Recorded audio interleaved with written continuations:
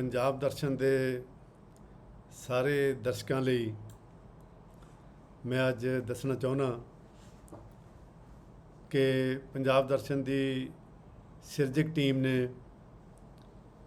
2 साल पहला ये प्रोग्राम शुरू किया सीगा और उदों साडे सामने एक मकसद सीगा पंजाब दा तसव्वुर ते पंजाब दी तस्वीर कि असी ये सन्मुख होईए, इनू देखिए ते समझिए।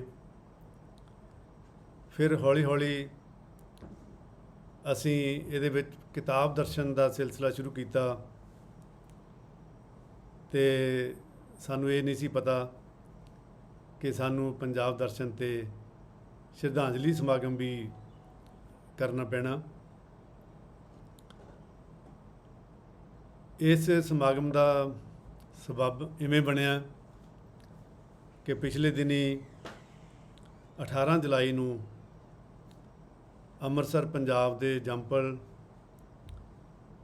गज़ल के फकीर गायक भुपिंदर सिंह जी सदीवी विछोड़ा दे गए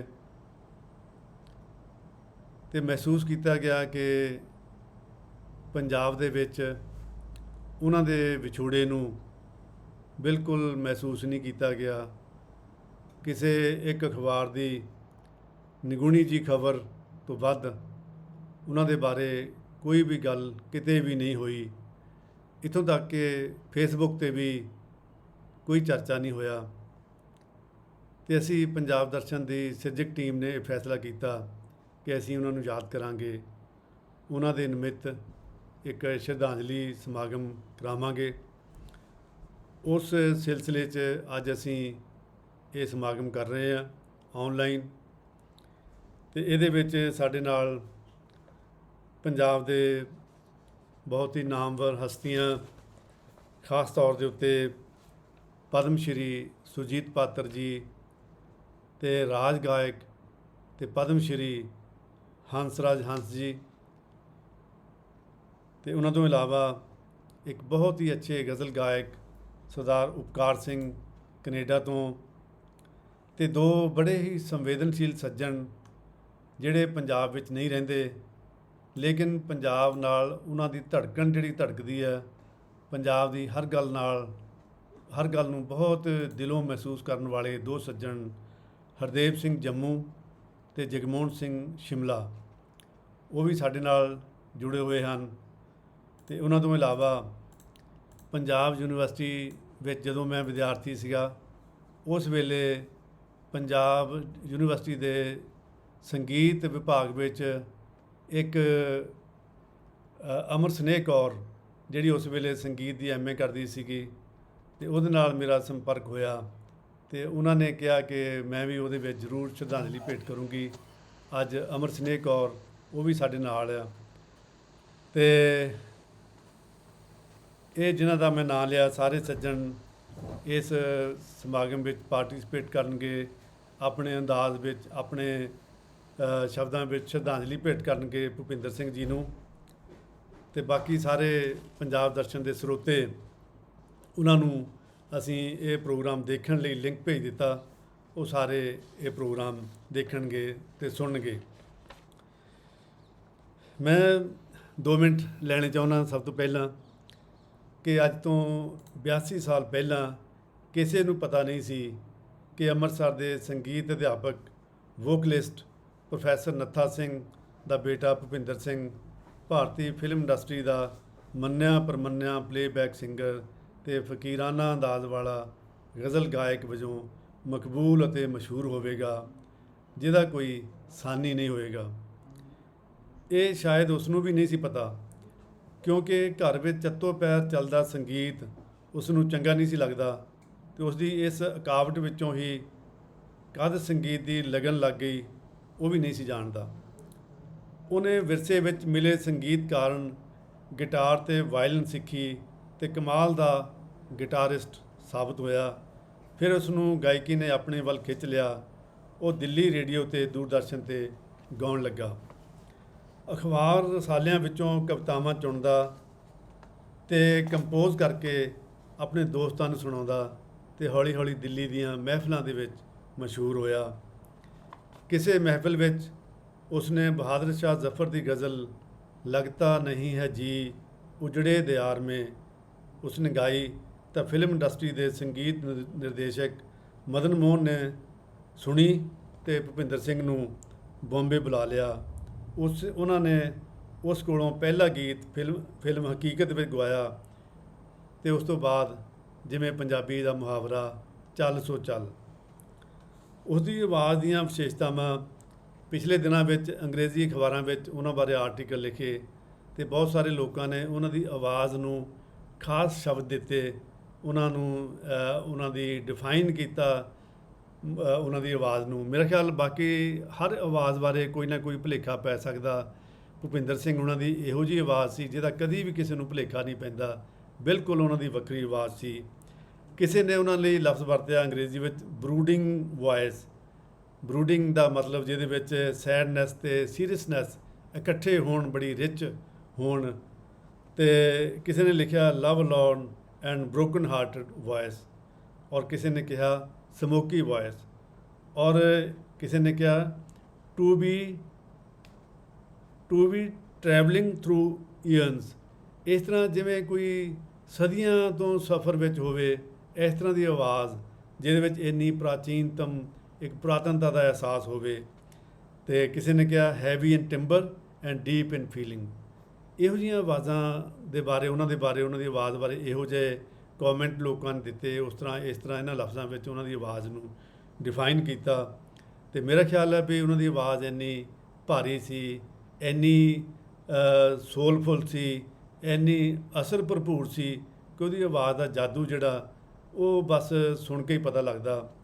तो खास तौर के उत्ते एक खास गल मैं दसनी चाहुंदा कि उन्होंने विआह का सबब किदां बनिया।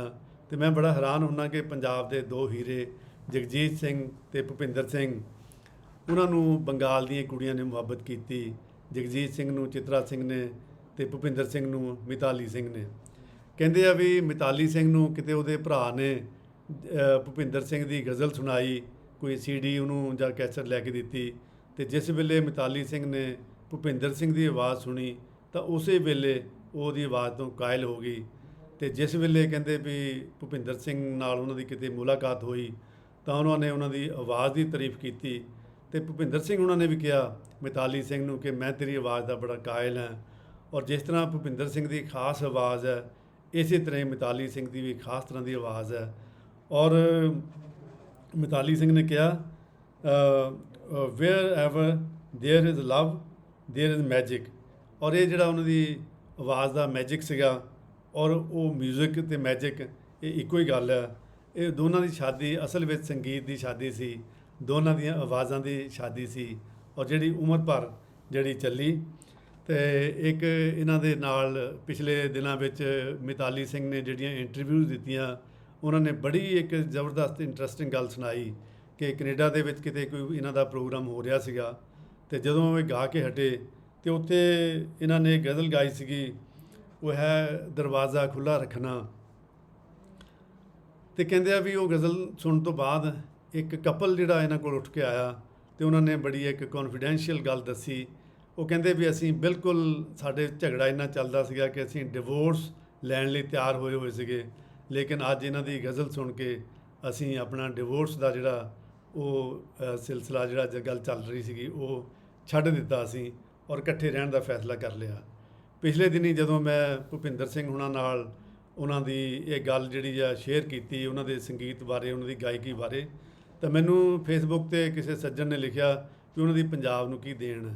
मैं बड़ा इस गल ते जिवें अपने मत्थे ते हत्थ मारिया कि साडे लोकां नूं उन्हां दी एक वड्डे आर्टिस्ट दी देण दा नहीं पता भी उहदी देण की हुंदी है। कि उन्होंने सारी दुनिया नूं संगीत दिता और वो संगीत सानू भी दिता। किन्ने लोगों ने भुपिंदर सिंह नूं सुन के अपने दिल के फैसले बदले होणगे, बदले हुए फैसले किए होणगे, किन्ना सानू आराम मिलिया होएगा, किन्ना साडी रूह नूं चैन मिलिया होएगा। इस कंट्रीब्यूशन दे शायद जिवें असीं गाहक ही नहीं हुंदे तो सानू शायद पता ही नहीं है भी साडे महान बंदे, महान गायक, महान गवैये, महान कवि वो जिहड़े वो जो वो कंट्रीब्यूट करते हैं वो सारे रल के इन्ना कंट्रीब्यूट नहीं कर सकते।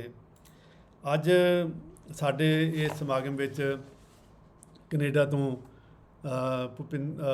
ਕੈਨੇਡਾ ਤੋਂ ਉਪਕਾਰ ਸਿੰਘ ਜੀ, ਤੇ ਉਹ ਸਾਡੇ ਨਾਲ ਜੁੜੇ ਹੋਏ ਆ, ਤੇ ਸੁਰਜੀਤ ਪਾਤਰ ਜੀ, ਤੇ ਹੰਸਰਾਜ ਹੰਸ ਜੀ, ਤੇ ਜਿਵੇਂ ਦੱਸਿਆ ਹਰਦੇਵ ਸਿੰਘ ਜੰਮੂ, ਤੇ ਜਗਮੋਹਨ ਸਿੰਘ ਸ਼ਿਮਲੇ ਤੋਂ, ਤੇ ਅਮਰ ਸਨੇਹ ਕੌਰ ਚੰਡੀਗੜ੍ਹ ਤੋਂ। ਤੇ ਮੈਂ ਹੁਣ ਜ਼ਿਆਦਾ ਸਮਾਂ ਨਾ ਲੈਂਦਾ ਹੋਇਆ, ਤੇ ਸਭ ਤੋਂ ਪਹਿਲਾਂ ਮੈਂ ਬੇਨਤੀ ਕਰਦਾ ਕਿ ਉਪਕਾਰ ਸਿੰਘ ਜੀ ਕੈਨੇਡਾ ਤੋਂ, ਉਹ ਇੱਕ ਖੁਦ ਬਹੁਤ ਚੰਗੇ ਗਵਈਏ ਆ, ਔਰ ਉਹ ਸੁਰਜੀਤ ਪਾਤਰ ਸਾਹਿਬ ਦੇ ਛੋਟੇ ਭਾਈ ਆ, ਤੇ ਉਹਨਾਂ ਨੇ ਬਹੁਤ ਕੁਝ ਗਾਇਆ। ਤੇ ਅੱਜ ਮੈਂ ਉਮੀਦ ਕਰਦਾ ਕਿ ਸ਼ਰਧਾਂਜਲੀ ਉਹ ਆਪਣੇ ਸ਼ਬਦਾਂ ਵਿੱਚ ਤੇ ਆਪਣੀ ਗਾਇਕੀ ਦੇ ਰਾਹੀਂ ਸ਼ਰਧਾਂਜਲੀ ਦੇਣ ਭੁਪਿੰਦਰ ਸਿੰਘ ਨੂੰ ਯਾਦ ਕਰਨ। ਸਰਦਾਰ ਉਪਕਾਰ ਸਿੰਘ ਜੀ। ਹਾਂਜੀ, ਸਤਿ ਸ੍ਰੀ ਅਕਾਲ ਸਾਰਿਆਂ ਨੂੰ। ਸਤਿਕਾਰਯੋਗ ਹਸੀਅਤਾਂ ਸਾਰੀਆਂ।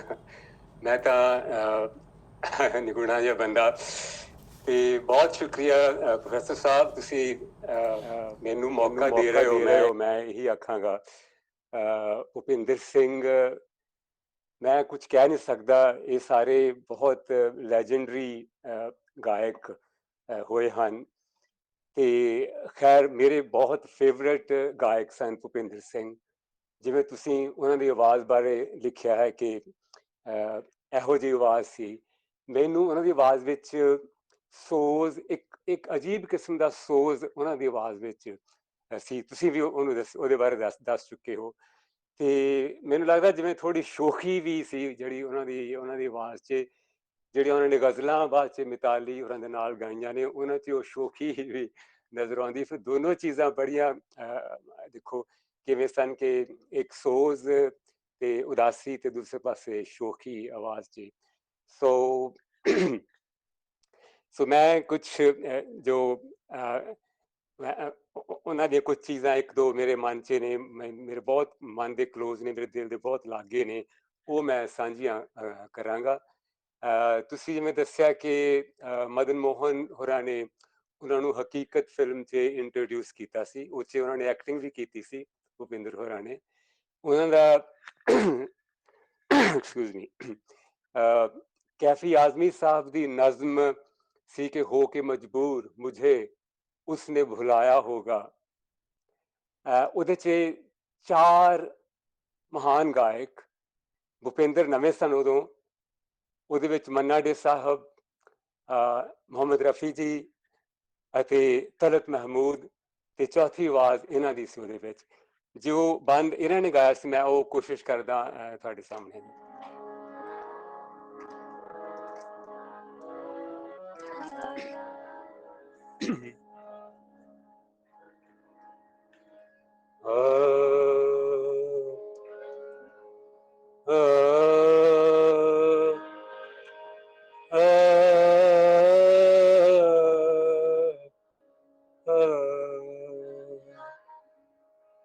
दिल ने ऐसे भी कुछ अफसाने सुनाए होंगे, दिल ने ऐसे भी कुछ अफसाने सुनाए होंगे, अश्क आंखों ने पिए और ना बहाए होंगे, बंद कमरे में जो खत मेरे जलाए होंगे, एक एक हर्फ जबी पर उभराया होगा, हो के मजबूर मुझे उसने भुलाया होगा, जहर चुपके से दवा जान के खाया होगा, हो के मजबूर मुझे।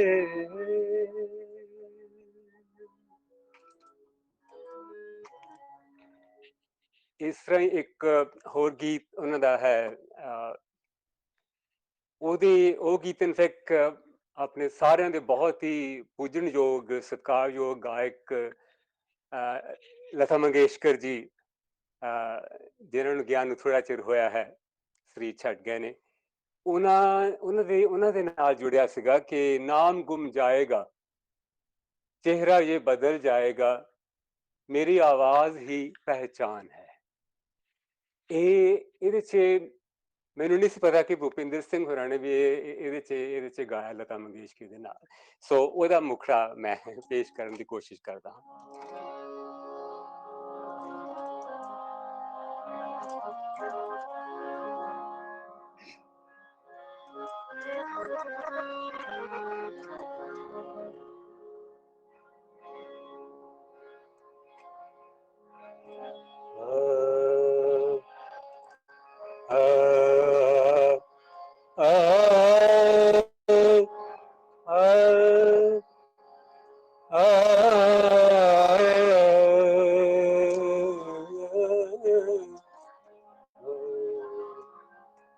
नाम गुम जाएगा,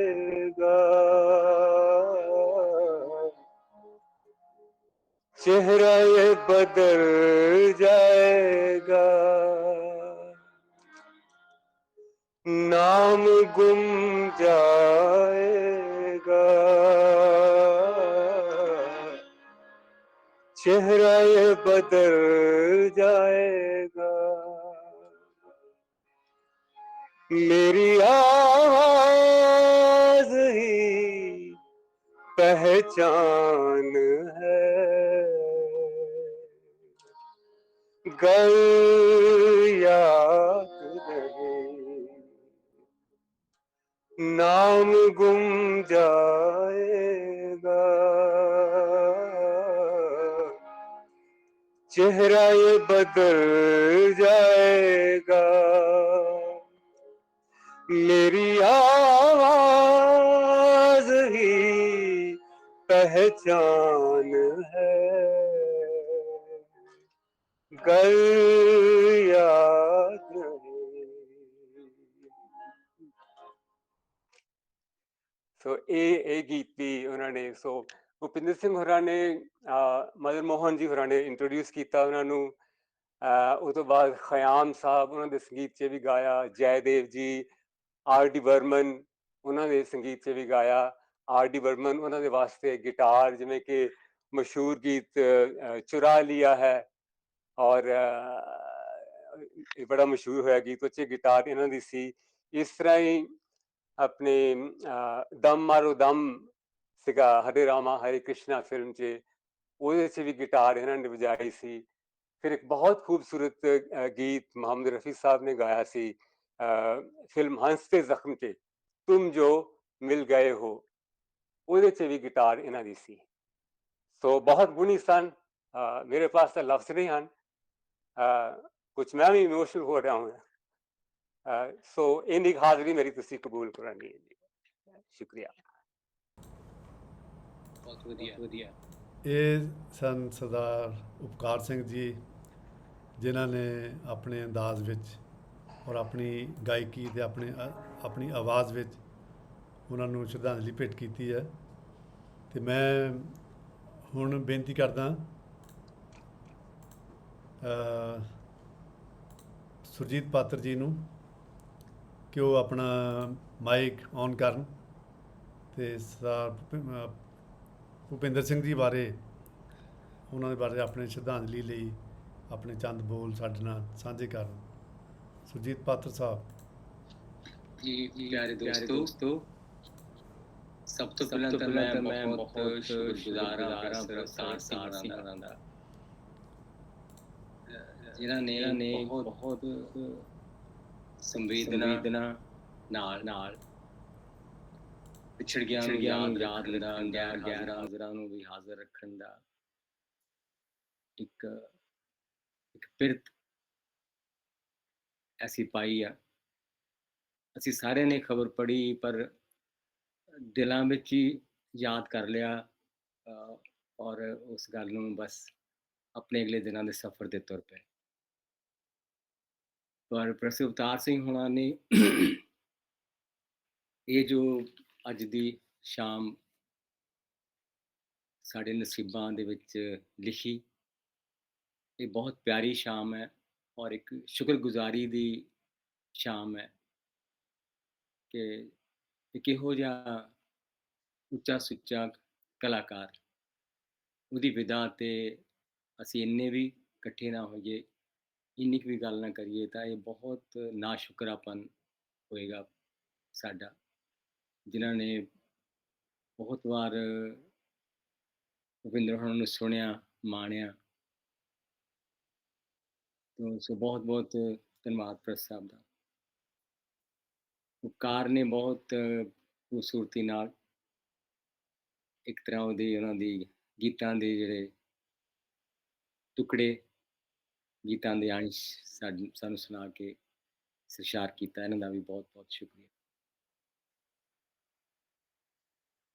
ਤੇ ਭੁਪਿੰਦਰ ਸਿੰਘ, ਜਿਸ ਤਰ੍ਹਾਂ ਅਸੀਂ ਸਾਰੇ ਜਾਣਦੇ ਹਾਂ ਕਿ ਜਿਵੇਂ ਉਹ ਆਪ ਵੀ ਕਹਿੰਦੇ ਸੀ ਕਿ ਇੱਕ ਗੋਲਡਨ ਇਰਾ ਸੀ ਸੰਗੀਤ ਦਾ, ਫਿਲਮ ਸੰਗੀਤ ਦਾ ਗੋਲਡਨ ਇਰਾ ਉਹ ਯਾਦ ਕਰਦੇ। ਉਹ ਆਪਣੇ ਜਿਹੜੇ 80 ਤੱਕ ਦੇ ਸਮੇਂ ਨੂੰ ਕਿ ਉਸ ਸਮੇਂ ਬਹੁਤ ਅੱਛਾ ਸੰਗੀਤ ਤਿਆਰ ਹੋਇਆ ਔਰ ਸੰਗੀਤ 'ਚ ਕੋਈ ਕਾਹਲੀ ਨਹੀਂ ਸੀ। ਉਹ ਕਹਿੰਦੇ ਸੀ ਹੁਣ ਤਾਂ ਤੂਫਾਨ ਮੇਲ ਹੋ ਗਿਆ। ਆਪਣੀ ਇੱਕ ਇੰਟਰਵਿਊ 'ਚ ਕਹਿੰਦੇ ਕਿ ਹੁਣ ਤਾਂ ਜੀ ਜਿਹੜੀ ਰਫ਼ਤਾਰ ਇੰਨੀ ਵੱਧ ਗਈ ਆ ਕਿ ਔਰ ਦੂਜੀ ਗੱਲ ਹੈ ਕਿ ਹੁਣ ਮਿਊਜ਼ੀਸ਼ੀਅਨ ਵੀ ਇਕੱਲੇ-ਇਕੱਲੇ ਆ ਕੇ ਆਪਣਾ ਪੀਸ ਰਿਕਾਰਡ ਕਰ ਜਾਂਦੇ ਆ ਕਿ ਅਸੀਂ ਕਹਿੰਦੇ 100-100 ਸਾਜ਼ਿੰਦਿਆਂ ਦੇ ਵਿਚਕਾਰ ਖੜ ਕੇ ਵੀ ਗਾਇਆ ਔਰ ਉਹ ਕਿਹੋ ਜਿਹਾ ਮਿਲਨ ਹੁੰਦਾ ਸੀ ਇਹਨੇ ਸੰਗੀਤਕਾਰਾਂ ਦਾ ਇਕੱਠੇ ਸੰਗੀਤ 'ਚ ਗਾਉਣਾ। ਉਹਨਾਂ ਦਿਲਾਂ ਨੂੰ ਬਹੁਤ ਬਹੁਤ ਸਮਝੋ ਕਿ ਇੱਕ ਉਦਰੇਵੇਂ ਨਾਲ ਤੇ ਪਿਆਰ ਨਾਲ ਉਹਨਾਂ ਨੇ ਯਾਦ ਕੀਤਾ। ਸੋ ਦੂਸਰੀ ਗੱਲ ਭੁਪਿੰਦਰ ਦੀ ਉਹਨਾਂ ਦੀ ਆਵਾਜ਼ ਸੀ। ਅਸੀਂ ਇੱਕ ਵਾਰੀ ਕਿਸੇ ਦੀ ਕਵਿਤਾ ਸੀ ਕਿ ਸਹਿਗਲ ਗਾਤਾ ਹੈ ਸਮੁੰਦਰੋਂ ਕੋ, ਤੇ ਬਹੁਤ ਦੇਰ ਜਦੋਂ ਪਟਿਆਲੇ ਅਸੀਂ ਪੜ੍ਹਦੇ ਉਦੋਂ ਇਹ ਕਵਿਤਾ ਛਪੀ ਸੀ ਕਿਤੇ, ਹਿੰਦੀ ਦੀ ਕਵਿਤਾ ਸੀ। ਤੋ ਅਸੀਂ ਫਿਰ ਗੱਲਾਂ ਕਰਨ ਲੱਗ ਪਏ ਕਿਹਦੀ ਆਵਾਜ਼ ਕਿਹਦੇ ਵਰਗੀ ਆ। ਕਿਸੇ ਦੀ ਅਸੀਂ ਕਿਹਾ ਕਿ ਇਹਦੀ ਆਵਾਜ਼ ਦਰਿਆ ਵਰਗੀ ਆ, ਇਹਦੀ ਆਵਾਜ਼ ਫਿਰ ਮਖੌਲ ਵੀ ਚੱਲ ਪਏ ਕਿ ਇਹਦੀ ਆਵਾਜ਼ ਨਹਿਰ ਵਰਗੀ ਆ, ਇਹਦੀ ਆਵਾਜ਼ ਯਾਨੀ ਸੋ ਉਹ ਯਾਨੀ ਮੈਂ ਜਦੋਂ ਜੇ ਆਵਾਜ਼ ਦੀ ਤੁਲਨਾ ਕਰਾਂ ਤਾਂ ਭੁਪਿੰਦਰ ਦੀ ਦਰਿਆ ਵਾਕਈ ਇੱਕ ਉਸ ਦਰਿਆ ਵਰਗੀ ਹੈ ਜਿਹੜਾ ਜਾਣੀ ਧੀਮੀ ਤੋਰੇ ਵਗੀ ਜਾ ਰਿਹਾ ਗਹਿਰਾ ਦਰਿਆ, ਯਾਨੀ ਉਸ ਦੀ ਆਵਾਜ਼ ਵਰਗੀ ਭੁਪਿੰਦਰ ਦੀ ਆਵਾਜ਼ ਆ। ਇੱਕ ਉਹਦੇ ਵਿੱਚ ਜੋ ਗਹਿਰਾਪਨ ਆ, ਉਹਦੇ ਵਿੱਚ ਜੋ ਭਾਰਾਪਨ ਆ, ਜਿਹੜੀ ਉਹਦੇ 'ਚ ਇੱਕ ਸੋਜ਼ ਹੈ ਰੱਬੋਂ ਹੀ, ਉਹ ਜਾਣੀ ਬਹੁਤ ਦਿਲ ਨੂੰ ਟੁੰਬਣ ਵਾਲੀ ਲੱਗਦੀ ਹੈ। ਔਰ ਗੁਲਜ਼ਾਰ ਹੋਣਾ ਦੀ ਮੈਨੂੰ ਗੱਲ ਇੱਕ ਯਾਦ ਆ ਰਹੀ ਹੈ ਕਿ ਉਹ ਕਹਿੰਦੇ ਕਿ ਇੱਕ ਤਾਂ ਉਹਨਾਂ ਨੇ ਇਹ ਕਿਹਾ ਕਿ ਜਿਹੜੀ ਬਹੁਤ ਲੋਕਾਂ ਨੇ ਗਜ਼ਲਾਂ ਗਾਈਆਂ, ਗੀਤ ਵੀ ਗਾਏ, ਲੇਕਿਨ ਨਜ਼ਮਾਂ ਵੀ ਗਾਈਆਂ, ਲੇਕਿਨ ਬਲੈਂਕ ਵਰਸ ਇੱਕ ਚੀਜ਼ ਹੈ ਕਵਿਤਾ ਦੇ ਵਿੱਚ। ਬਲੈਂਕ ਵਰਸ ਇਹ ਹੈ ਕਿ ਉਹਦੇ 'ਚ ਤਾਲ ਤਾਂ ਹੁੰਦਾ ਪਰ ਉਹਦੇ 'ਚ ਰੈਗੂਲਰ ਕਾਫੀਆ ਨਹੀਂ ਹੁੰਦਾ, ਪਰ ਤਾਲ ਜ਼ਰੂਰ ਇੱਕ ਹੁੰਦਾ। ਤੇ ਕਹਿੰਦੇ ਸਭ ਤੋਂ ਪਹਿਲਾਂ 1980 'ਚ ਭੁਪਿੰਦਰ ਨੇ ਮੇਰੀ ਨਜ਼ਮ ਗਾਈ ਤੇ ਕਹਿੰਦੇ ਉਹ ਪਹਿਲਾ ਗਾਇਕ ਸੀ ਬਲੈਂਕ ਵਰਸ ਨੂੰ ਗਾਉਣ ਵਾਲਾ, ਤੇ ਉਹ ਤੋਂ ਬਾਅਦ ਵੀ ਕਿਸੇ ਨੇ ਨਹੀਂ ਗਾਈ। ਚਲੋ ਬਾਅਦ 'ਚ ਇੱਕ ਜਗਜੀਤ ਦੀ ਵੌਇਸ 'ਚ ਆਉਂਦੀ ਹੈ ਕਿ ਜਿਹੜੀ ਬਾਤ ਨਿਕਲੇਗੀ ਤਾਂ ਫਿਰ ਦੂਰ ਤਲਕ, ਉਹ ਵੀ ਬਲੈਂਕ ਵਰਸ ਹੈ। ਇਸ ਤਰ੍ਹਾਂ ਉਪਕਾਰ ਨੇ ਕੁਛ ਚੀਜ਼ਾਂ ਗਾਈਆਂ ਬਹੁਤ ਸੋਹਣੀਆਂ ਬਲੈਂਕ ਵਰਸ ਦੇ ਵਿੱਚ। ਤੋ ਦੂਜੀ ਗੁਲਜ਼ਾਰ ਨੇ ਇਹ ਗੱਲ ਕਹੀ ਕਿ ਜਿਹੜਾ ਕਿ ਉਹ ਬੰਦਾ ਨਾ ਅੰਦਰੋਂ ਦੇ ਇੱਕ ਸਾਈਂ ਸੀਗਾ, ਜੋ ਸਾਈਂ ਸੀਗਾ, ਉਹਦੇ ਕਰਕੇ ਉਹਦੀ ਆਵਾਜ਼ 'ਚ ਇੰਨੀ ਰੂਹਦਾਰੀ ਸੀ। ਤੇ ਉਹ ਵੀ ਆਪਣੇ ਸੁਭਾਅ ਬਾਰੇ ਭੁਪਿੰਦਰ ਦੱਸਦਾ ਕਿ ਮੈਂ ਜਾਣੀ ਇੱਕ ਬੰਦਾ ਉਹਨੂੰ ਕਹਿੰਦਾ ਕਿ ਤੁਸੀਂ ਬਹੁਤੇ ਇੰਨੇ ਜ਼ਿਆਦਾ ਗੀਤ ਨਹੀਂ ਗਾਏ ਜਿੱਦਾਂ ਹੋਰ ਸਿੰਗਰ। ਕਹਿੰਦੇ ਮੈਂ ਅਸਲ 'ਚ ਇਹ ਹੈ ਕਿ ਮੈਨੂੰ ਨਾ ਦਰ ਖੜਕਾਉਣ ਦੀ ਆਦਤ ਨਹੀਂ ਆ ਕਿ ਮੈਂ ਦਰ ਖੜਕਾ ਕੇ ਤੇ ਫਿਰ ਮੈਂ ਕੰਮ ਮੰਗਣ ਜਾਵਾਂ। ਜਾਂ ਇੱਦਾਂ ਹੈ ਕਿ ਸਾਡੇ ਫਿਲਮ ਦੇ ਵਿੱਚ ਫੀਲਡਿੰਗ ਬਹੁਤ ਹੁੰਦੀ ਆ ਕਿ ਅਗਾਂਹ ਅੱਗੇ ਬੰਦੇ ਰੱਖੇ ਹੁੰਦੇ ਜਿਨ੍ਹਾਂ ਨੇ ਤੁਹਾਡੀ ਸਿਫਤ ਕਰਦੇ ਰਹਿਣਾ ਜਾਂ ਤੁਹਾਡੇ ਲਈ ਕੰਮ ਲੱਭਦੇ ਰਹਿਣਾ ਕਿ ਸੋ ਇੱਕ ਫ਼ਕੀਰਾਨਾ ਤਬੀਅਤ ਜਿਹੜੀ ਉਹਦੇ ਚਿਹਰੇ ਤੋਂ ਵੀ ਆਪਾਂ ਦੇਖਦੇ ਹਾਂ ਕਿ ਇੱਕ ਸਮਾਧੀ ਵਰਗਾ ਉਹਦਾ ਚਿਹਰਾ ਜਦੋਂ ਆਪਾਂ ਦੇਖਦੇ ਹਾਂ ਤਾਂ ਇਹੋ ਜਿਹਾ ਚਿਹਰਾ ਉਹਦਾ, ਕਿ ਉਸ ਚਿਹਰੇ ਨੂੰ ਦੇਖਣਾ ਵੀ ਉਸ ਆਵਾਜ਼ ਨੂੰ ਸੁਣਨਾ ਬਹੁਤ ਅੱਛਾ ਲੱਗਦਾ। ਔਰ ਜਦੋਂ ਜਿੱਦਾਂ ਹੁਣ ਅਸੀਂ ਯਾਦ ਕਰਦੇ ਹਾਂ ਉਹਦੇ ਗਾਏ ਗੀਤਾਂ ਨੂੰ, ਤੇ ਬਹੁਤ ਸਾਰੀ ਜਿਸ ਤਰ੍ਹਾਂ ਉਪਕਾਰ ਨੇ ਵੀ ਗਾਇਆ ਕਿ ਮੇਰੀ ਆਵਾਜ਼ ਹੀ ਪਹਿਚਾਨ ਹੈ, ਘਰ ਯਾਦ ਰਹੇ। ਘਰ ਯਾਦ ਰਹੇ 'ਚ ਗੱਲ ਇੱਕ ਬਹੁਤ ਯਾਨੀ ਇਹ ਵਾਕੰਸ਼ ਅੱਜ ਦੇ ਇਸ ਪ੍ਰੋਗਰਾਮ 'ਤੇ ਵੀ ਢੁੱਕਦਾ ਕਿ ਘਰ ਯਾਦ ਰਹੇ। ਪ੍ਰੋਫੈਸਰ ਅਵਤਾਰ ਸਿੰਘ ਹੋਣਾ ਨੇ ਯਾਦ ਰੱਖਿਆ ਔਰ ਇਹਨੂੰ ਇਹ ਅੱਜ ਦਾ ਦਿਨ ਯਾਨੀ ਅਸੀਂ ਇੱਥੇ ਇਕੱਤਰ ਹੋ ਚੁੱਕੇ ਹਾਂ। ਤੋ ਇੱਕ ਜਿਹੜੀ ਜਾਣੀ ਉਹਨਾਂ ਦੀ ਯਾਦਗਾਰੀ ਗੀਤ ਸਮਝੋ ਜਿਵੇਂ ਉਪਕਾਰ ਨੇ 2 ਚੀਜ਼ਾਂ ਤਾਂ ਬਹੁਤ ਸੁਣਾਈਆਂ, ਬਟ ਕਈ ਵਾਰ ਜਿੱਦਾਂ ਉਹ ਇੱਕ ਮੈਨੂੰ ਹੁਣ ਯਾਦ ਆ ਰਿਹਾ ਕਿ ਜਿਹੜਾ ਮੈਨੂੰ ਬਹੁਤ ਲੱਗਦਾ ਹੁੰਦਾ ਸੀਗਾ ਕਿ ਜਿਹੜਾ हाँ, एक उन थोड़े जेह्ड़े थोड़े जे शौक रंग दे जेह्ड़ा एक अकेला इस शहर में रात में या दोपहर में आबोदाना ढूँढता है, आशियाना ढूँढता है। कि ਉਹਦੇ 'ਚ ਵੀ ਉਹਨਾਂ ਨੇ ਇੱਕ ਆਪਣਾ ਰੰਗ ਯਾਨੀ ਉਹ ਹੀਰਾਨਾ ਵੀ ਰੰਗ ਹੈ ਲੇਕਿਨ ਉਹਨਾਂ ਦਾ ਇੱਕ ਵੱਖਰਾ ਜਿਹੜਾ ਰੰਗ ਹੈ। ਇਸ ਤਰ੍ਹਾਂ ਜਿਹੜੀਆਂ ਬਹੁਤ ਖੂਬਸੂਰਤ ਉਹਨਾਂ ਦੀ ਲਤਾ ਜੀ ਨਾਲ ਸ਼ਾਇਦ ਗਾਈ ਹੋਈ ਹੈ ਜਿਹੜੀ ਅ, ਮੈਂ ਤੁਹਾਨੂੰ ਯਾਦ ਕਰਦਾ ਕਿ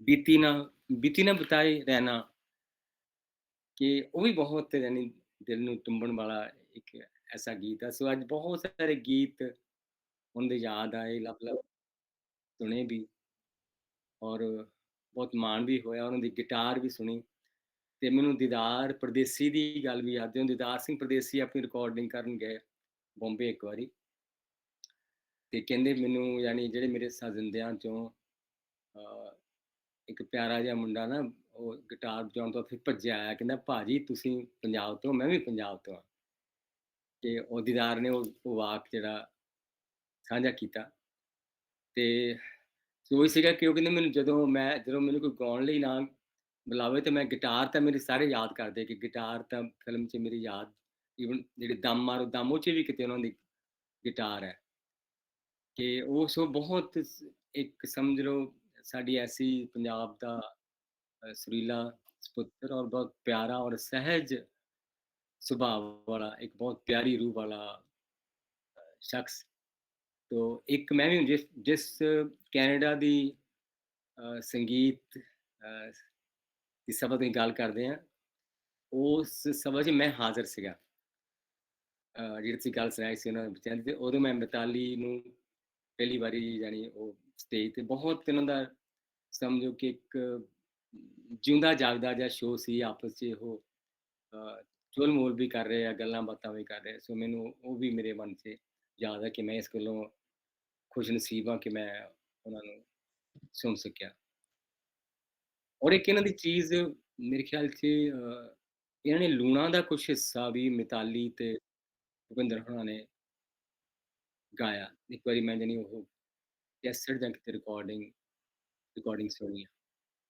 ਸੋ ਮੈਂ ਇਹਨਾਂ ਸ਼ਬਦਾਂ ਨਾਲ ਉਸ ਪਿਆਰੇ ਗਾਇਕ ਨੂੰ, ਬਹੁਤ ਪਿਆਰੇ ਸ਼ਖਸ ਨੂੰ ਯਾਦ ਕਰਦਾ। ਉਹਦੀਆਂ ਗੱਲਾਂ 'ਚ ਜਿਹੜੇ ਬੋਲਾਂ ਵਿੱਚ ਵੀ ਇੱਕ ਸਹਿਜ ਸੀ, ਜਿਹਦੇ ਮੁਖੜੇ ਤੇ ਵੀ ਜਿਹਦੀ ਨੁਹਾਰ ਵਿੱਚ ਵੀ ਇੱਕ ਸਹਿਜ ਸੀ ਔਰ ਜਿੱਦਾਂ ਉਹਨੇ ਜਾਣੀ ਜੋ ਸੰਗੀਤ ਨੂੰ ਜੋ ਕੁਛ ਕਰਨਾ ਚਾਹੀਦਾ, ਸੰਗੀਤ ਜਿਸ ਤਰ੍ਹਾਂ ਸਾਡੀ ਆਤਮਾ ਨੂੰ ਇੱਕ ਸਰਸ਼ਾਰੀ ਦਿੰਦਾ, ਸਾਡੇ ਬਹੁਤ ਸਰਤਾਜ ਹੋਣਾ ਨੇ ਬਹੁਤ ਵਧੀਆ ਗੱਲ ਕੀਤੀ ਕਿ ਕਿੰਨਿਆਂ ਪਤਾ ਨਹੀਂ ਉਹਨੂੰ ਸੁਣ ਕੇ ਕਿੰਨਿਆਂ ਬੰਦਿਆਂ ਦੇ ਫੈਸਲੇ ਬਦਲੇ ਹੋਣਗੇ ਕਿ ਕਿੰਨੇ ਕੁਛ ਬੁਰਾ ਕਰਨ ਜਾ ਰਹੇ ਹੋਏ ਤੇ ਉਹਨਾਂ ਨੇ ਕਿਹਾ ਵੀ ਨਹੀਂ, ਇਹ ਨਹੀਂ ਕਰਨਾ। ਸੋ ਕਿਸੇ ਦੀ ਕੰਟਰੀਬਿਊਸ਼ਨ ਸੰਗੀਤ ਦੀ ਸਿਰਫ ਸੰਗੀਤ ਨੂੰ ਹੀ ਨਹੀਂ ਹੁੰਦੀ, ਸੰਗੀਤ ਦੀ ਕੰਟਰੀਬਿਊਸ਼ਨ ਸਾਡੀ ਇੱਕ ਸੋਚ ਨੂੰ ਵੀ ਹੁੰਦੀ ਹੈ ਜਾਂ ਉਸ ਧਰਤੀ ਨੂੰ ਵੀ ਹੁੰਦੀ, ਉਸ ਧਰਤੀ ਦੇ ਲੋਕਾਂ ਦੇ ਸੁਭਾਅ ਨੂੰ ਵੀ ਇੱਕ ਉਹਦੀ ਕੰਟਰੀਬਿਊਸ਼ਨ ਜਿਹੋ ਜਿਹਾ ਅਸੀਂ ਸੰਗੀਤ ਸੁਣਦੇ ਹਾਂ ਉਹੋ ਜਿਹਾ ਸਾਡੇ ਮਨ ਹੋਈ ਜਾਂਦੇ ਆ। ਸੋ ਉਹਨੇ ਸਾਡੇ ਮਨਾਂ ਨੂੰ ਵੀ ਇੱਕ ਸ਼ਾਂਤੀ ਔਰ ਸੁਹਜ ਔਰ प्यार और एक ऐसा तहम्मुल वर्गी चीज़ ਦਿੱਤੀ ਹੈ। ਸੋ ਬਹੁਤ-ਬਹੁਤ ਉਹਦੀ ਯਾਦ ਨੂੰ ਪਿਆਰ, ਸਤਿਕਾਰ। बहुत शुक्रिया। ਬਹੁਤ ਮਿਹਰਬਾਨੀ ਪਾਤਰ ਸਾਹਿਬ। ਮੈਂ ਦਰਸ਼ਕਾਂ ਨੂੰ ਦੱਸਣਾ ਚਾਹੁੰਦਾ ਕਿ ਪਾਤਰ ਸਾਹਿਬ ਦੀ ਖੁਦ ਦੀ ਤਬੀਅਤ ਅੱਜ ਠੀਕ ਨਹੀਂ ਸੀ, ਲੇਕਿਨ ਉਹਨਾਂ ਨੇ ਫਿਰ ਵੀ ਕਿਹਾ ਕਿ ਮੈਂ ਇਸ ਸਮਾਗਮ ਵਿੱਚ ਜ਼ਰੂਰ ਹਾਜ਼ਰੀ ਭਰੂੰਗਾ। ਅਤੇ ਉਹਨਾਂ ਨੇ ਭੁਪਿੰਦਰ ਸਿੰਘ ਬਾਰੇ ਬਹੁਤ ਹੀ ਚੰਗੀਆਂ ਗੱਲਾਂ ਸਾਡੇ ਨਾਲ ਸਾਂਝੀਆਂ ਕੀਤੀਆਂ। ਬਹੁਤ ਬਹੁਤ ਮਿਹਰਬਾਨੀ। ਮੈਂ ਇਹ ਗੱਲ ਜਿਹੜੀ ਬਹੁਤ ਜ਼ਿਆਦਾ ਗੰਭੀਰਤਾ ਨਾਲ ਮਹਿਸੂਸ ਕਰਦਾ ਕਿ ਜਿਵੇਂ ਉਹਨਾਂ ਨੇ ਦਰਿਆ ਦੀ ਗੱਲ ਕੀਤੀ ਸੀਗੀ, ਸਾਡੇ ਪਿੰਡ ਦੁਪਾਲਪੁਰ ਕੋਲ ਇੱਕ ਨਿੱਕੀ ਜਿਹੀ ਨੈੜੀ ਸੀ ਅਤੇ ਸਾਡੇ ਲਈ ਉਹੀ ਦਰਿਆ ਸੀਗਾ। ਉਹਦੇ ਵਿੱਚ ਕਾਫੀ ਸਾਰਾ ਪਾਣੀ ਹੁੰਦਾ ਸੀਗਾ।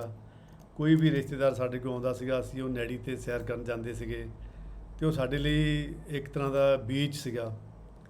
ਅਤੇ ਲੇਕਿਨ ਹੁਣ ਮੈਂ ਪਿਛਲੇ ਦਿਨਾਂ ਵਿੱਚ ਮੈਨੂੰ ਲਗਾਤਾਰ ਜਾਣਾ ਪਿਆ ਫਿਰੋਜ਼ਪੁਰ ਵੱਲ, ਅਤੇ ਮੈਂ ਰੋਜ਼ ਟੱਪਦਾ ਰਿਹਾ ਸਤਲੁਜ, ਅਤੇ ਮੈਂ ਦੇਖਿਆ ਵੀ ਸਤਲੁਜ ਵਿੱਚ ਹੁਣ ਸਾਡੀ ਨੈੜੀ ਜਿੰਨਾ ਵੀ ਪਾਣੀ ਨਹੀਂ ਹੈ। ਅਤੇ ਜੇ ਅਸੀਂ ਕਿਸੇ ਨੂੰ ਕਿਸੇ ਦੀ ਆਵਾਜ਼ ਨੂੰ ਦਰਿਆ ਕਹਿਣਾ ਹੋਵੇ, ਸਾਡੇ ਕੋਲ ਦਰਿਆ ਦਾ ਐਕਸਪੀਰੀਅੰਸ ਹੀ ਨਹੀਂ ਹੈ, ਅਨੁਭਵ ਨਹੀਂ ਹੈ। ਅਤੇ ਪਿਛਲੇ 2 ਸਾਲ ਪਹਿਲਾਂ ਮੈਂ ਗੁਹਾਟੀ ਇੱਕ ਸਮਾਗਮ 'ਤੇ ਗਿਆ ਸੀਗਾ, ਅਤੇ ਉੱਥੇ ਮੈਨੂੰ ਦਰਿਆ ਦੇਖਿਆ ਮੈਂ ਪਹਿਲੀ ਵਾਰੀ, ਬ੍ਰਹਮਪੁੱਤਰੋ। ਅਤੇ ਮੈਨੂੰ ਲੱਗਿਆ ਵੀ ਤੁਸੀਂ ਇਹਨੂੰ ਦਰਿਆ ਕਹੀ ਜਾਂਦੇ, ਇਹ ਤਾਂ ਸਮੁੰਦਰ ਹੈ। ਅਤੇ ਉਹ ਮੈਂ ਪਾਰ ਵੀ ਕੀਤਾ ਸੀਗਾ। ਅਤੇ ਜੇ ਅੱਜ ਜਾਣੀ ਕਿ ਅਸੀਂ ਭੁਪਿੰਦਰ ਸਿੰਘ ਦੀ ਆਵਾਜ਼ ਨੂੰ ਦਰਿਆ ਕਹਿਣਾ ਹੋਵੇ ਤਾਂ ਸਾਨੂੰ ਬ੍ਰਹਮਪੁੱਤਰ ਦਾ ਸਹਾਰਾ ਲੈਣਾ ਪਊਗਾ।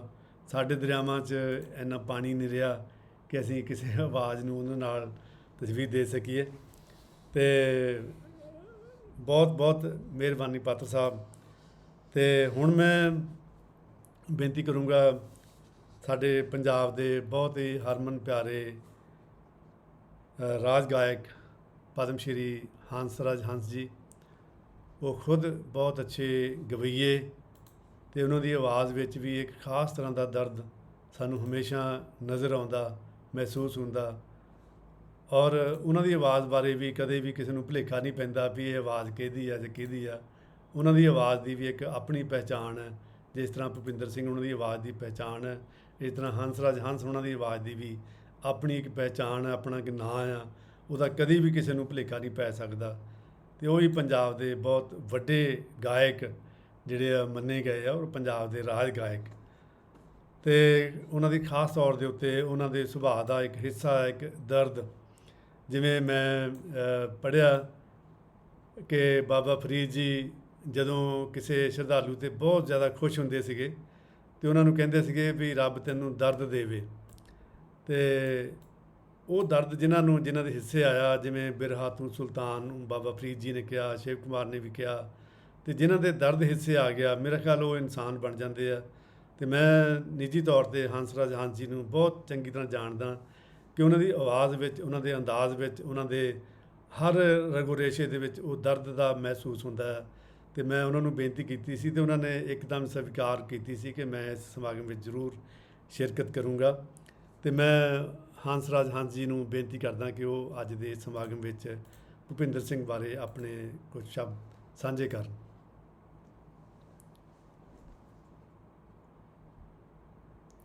ਆਪਣਾ ਮਾਈਕ ਔਨ ਕਰ ਲਓ ਜੀ।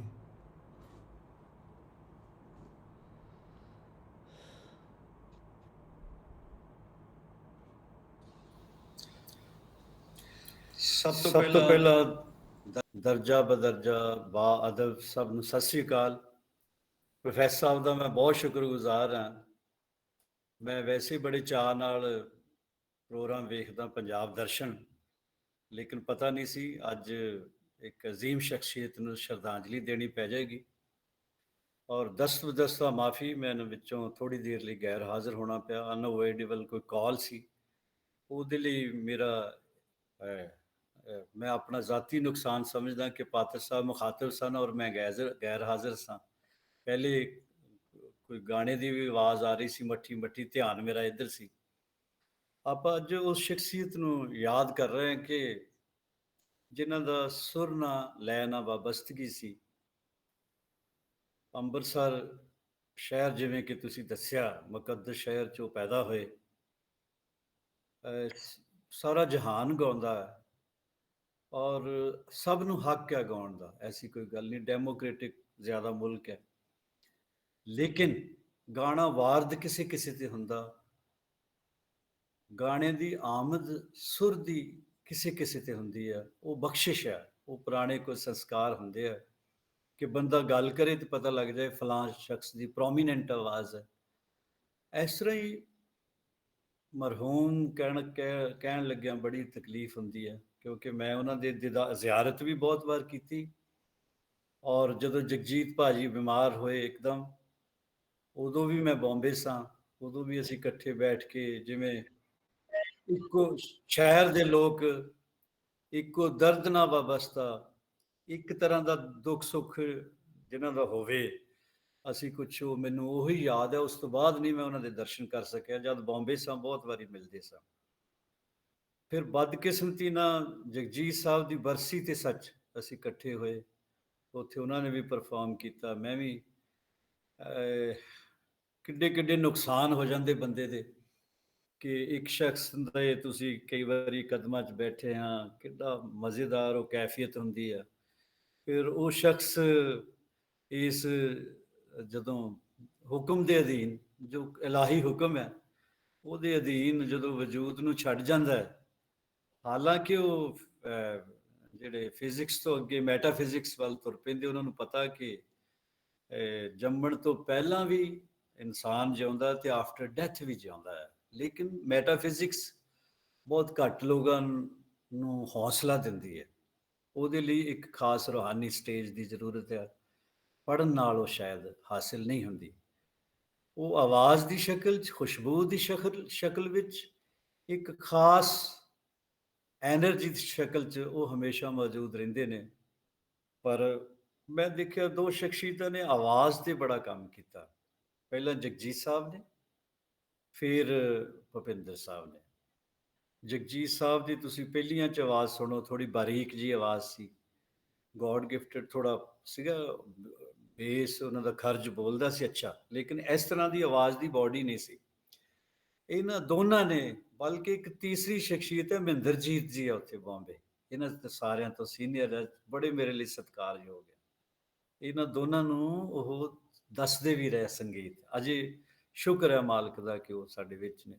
ਬੜੇ ਸਖਤ ਦੌਰ 'ਚੋਂ ਗੁਜ਼ਰ ਰਹੇ ਹਾਂ, ਐਸੇ ਐਸੇ ਲੋਕ ਜਾ ਰਹੇ ਆ, ਤੇ ਮੈਂ ਵੇਖਿਆ ਕਿ ਆਵਾਜ਼ ਨੂੰ ਜੋ ਜਿਸ ਤਰ੍ਹਾਂ ਇਹਨਾਂ ਨੇ ਬਣਾਇਆ, ਰਿਆਜ਼ਤ ਕੀਤੀ, ਉਹ ਇੱਕ ਪ੍ਰੋਮੀਨੈਂਟ ਆਵਾਜ਼ ਬਣ ਗਈ, ਜਿਹੜੀ ਗਹਿਰਾਈ ਦਾ ਤੁਸੀਂ ਜ਼ਿਕਰ ਕੀਤਾ, ਗੰਭੀਰਤਾ ਦਾ ਜ਼ਿਕਰ ਕੀਤਾ, ਖਰਜ ਦਾ ਜ਼ਿਕਰ ਕੀਤਾ, ਜਿਹਨੂੰ ਦੇਸੀ ਬੰਦੇ ਗ੍ਰਾਮ ਵੀ ਕਹਿ ਦਿੰਦੇ ਆ, ਯਾਨੀ ਨੀਚੇ ਮੰਦਲ ਸਪਤਕ, ਤੇ ਉਹ ਬਹੁਤ ਰਿਆਜ਼ਤ ਨਾਲ ਹੁੰਦੀ ਹੈ। ਮੈਂ ਵੇਖਿਆ ਕਿ ਇਹ ਬੇਨਾਗਾ, ਜਿਵੇਂ ਆਪਾਂ ਕਿਸੇ ਮੈਡੀਟੇਸ਼ਨ ਜਾਂ ਪਾਠ ਪੂਜਾ ਕਰਦੇ ਹਾਂ, ਕੁਛ ਵੀ ਹੋ ਜਾਏ ਲਾਸਟ ਦਮ ਤਾਈਂ ਇਹਨਾਂ ਲੋਕਾਂ ਨੇ ਰਿਆਜ਼ ਨਹੀਂ ਛੱਡਿਆ, ਇਸ ਕਰਕੇ ਇਹ ਅਜ਼ੀਮ ਗੁਲੂਕਾਰ ਬਣ ਗਏ।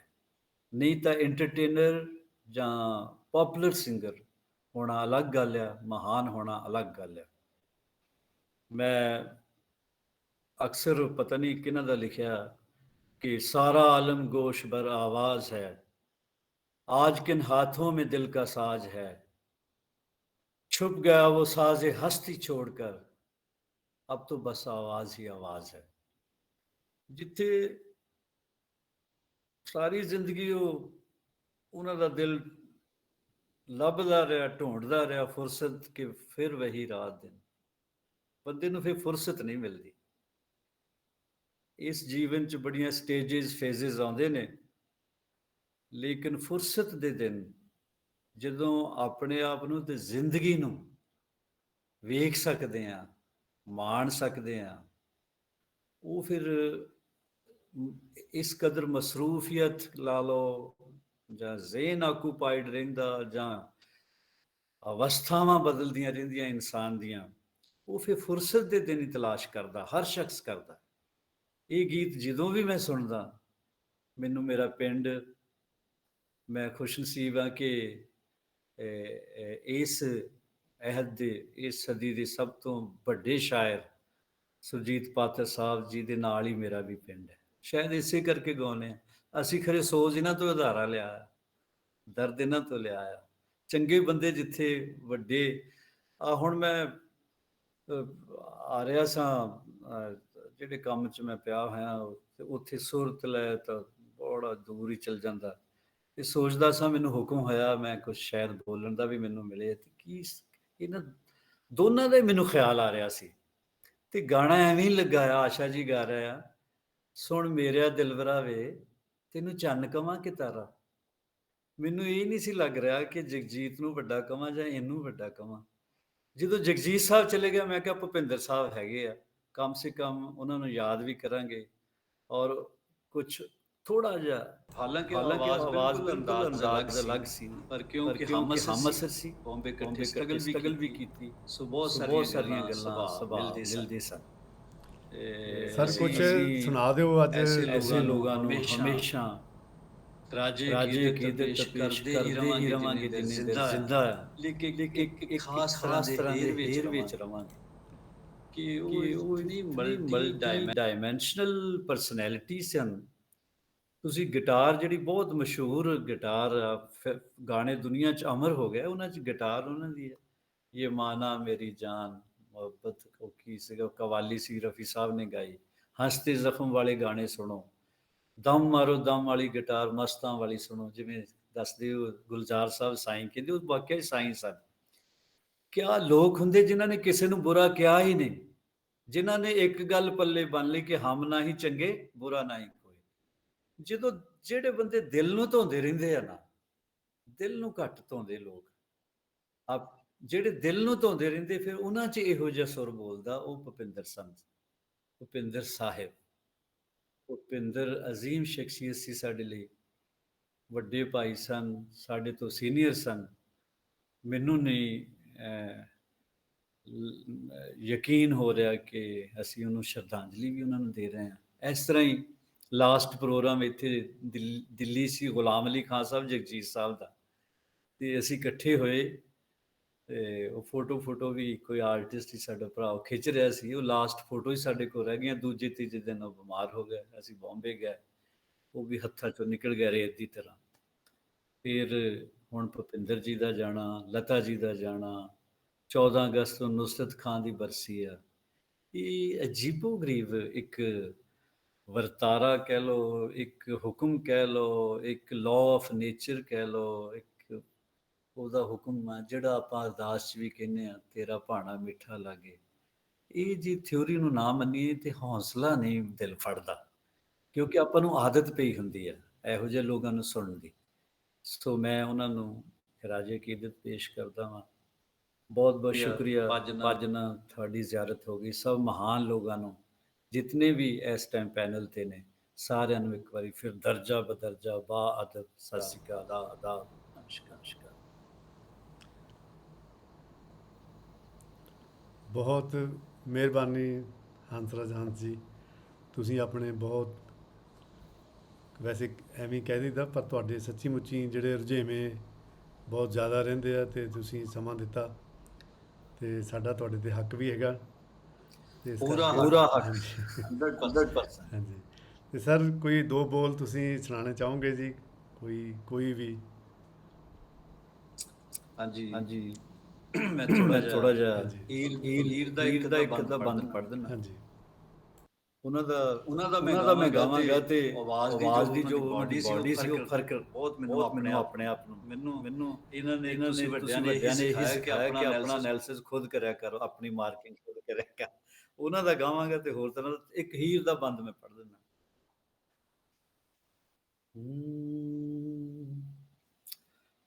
ਗੱਲ ਹੀਰ ਰਾਂਝੇ ਦੀ ਹੈ। ਵੈਸੇ ਜਦੋਂ ਇਸ ਕਲਬੂਤ 'ਚੋਂ ਜਾਨ ਨਿਕਲਦੀ ਹੈ ਤੇ ਸ਼ਾਇਦ ਉਦੋਂ ਦਾ ਵੀ ਜ਼ਿਕਰ ਹੈ, ਮਾਰਫਤ ਦਾ ਵੀ ਜ਼ਿਕਰ ਹੈ। ਨਿਕਰ ਕੇ ਕੌਲ ਜ਼ੁਬਾਨ ਜੇ ਹਾਰ ਹੋਈ,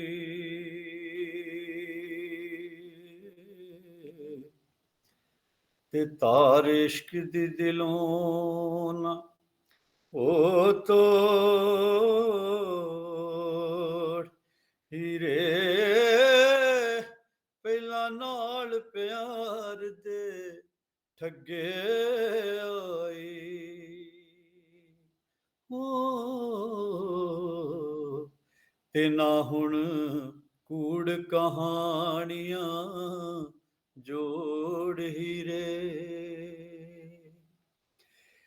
ਨੀਹੀਰਾਂ ਵਿੱਚ ਜਹਾਨ ਦੇ ਲੱਖ ਹੁਸਨ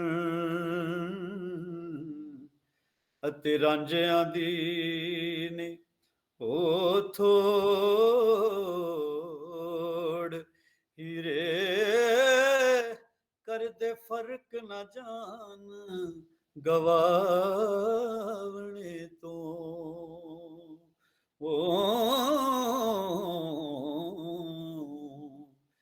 ਤੇ ਜਿਨ੍ਹਾਂ ਯਾਰ ਦੇ ਮਿਲਣ ਦੀ ਲੋੜ ਹੀਰੇ ਵਾਰਿਸ਼ਾ ਤੇਰੇ ਸਾਡੇ ਹਸ਼ਰ ਮੇਲੇ ਅਖੀਰ ਫਿਰ ਉੱਥੇ ਮੇਲੇ ਹੁੰਦੇ ਆ ਰੂਹਾਂ ਦੇ ਇੱਕ ਇੱਕ ਕਰਕੇ ਜਦੋਂ ਮੇਲਾ ਵਿਛੜਦਾ ਜੇ ਰੋਜ਼ੇ ਹਸ਼ਰ ਨੂੰ ਮੰਨੀਏ ਇੱਕ ਉਸ ਪੇਸ਼ੀ ਨੂੰ ਮੰਨੀਏ ਤੇ ਫਿਰ ਇਕੱਠੇ ਕੋਈ ਹੈ ਹੋਏਗੀ ਕੋਈ ਇੱਕ ਜਗ੍ਹਾ ਐਸੀ ਤੇ ਫਿਰ ਇਹ ਹੌਸਲਾ ਵੀ ਦਿੰਦਾ ਵਾਰਿਸ਼ਾ ਤੇਰੇ ਸਾਡੇ ਹਸ਼ਰ ਮੇਲੇ ਅੰਤ ਰੂਹ ਤੇ ਕਾਲਬਾਂ ਜੋੜ ਹੀਰੇ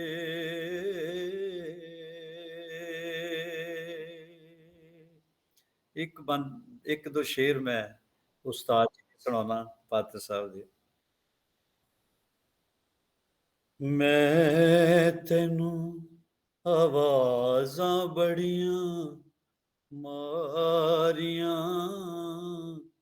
ਮੈਂ ਤੈਨੂੰ ਆਵਾਜ਼ਾਂ ਬੜੀਆਂ ਮਾਰੀਆਂ ਤੇਰੀ ਚੁੱਪ ਨੇ ਜੀਰ ਹੀ ਲਈਆਂ ਸਾਰੀਆਂ ਮੈਂ ਤੈਨੂੰ ਆਵਾਜ਼ਾਂ ਬੜੀਆਂ ਮਾਰੀਆਂ ਦੇਖ ਉਹਨਾਂ ਦਾ ਕਿੰਨਾ ਸ਼ੋਰ ਜਹਾਨ ਵਿੱਚ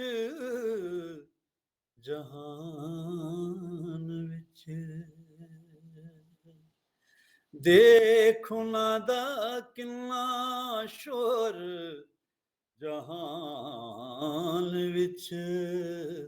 ਜਹਾਨ ਵਿੱਚ ਤੂੰ ਜੋ ਸਾਨੂੰ ਚੁੱਪ ਚੁੱਪ ਵਾਜਾਂ ਮਾਰੀਆਂ ਤੂੰ ਜੋ ਸਾਨੂੰ ਚੁੱਪ ਚੁੱਪ ਆਵਾਜ਼ਾਂ ਮਾਰੀਆਂ ਤੂੰ ਜੋ ਚੁੱਪ ਚੁੱਪ ਕੇਰੇ ਆਪਣੀ ਰੇਤ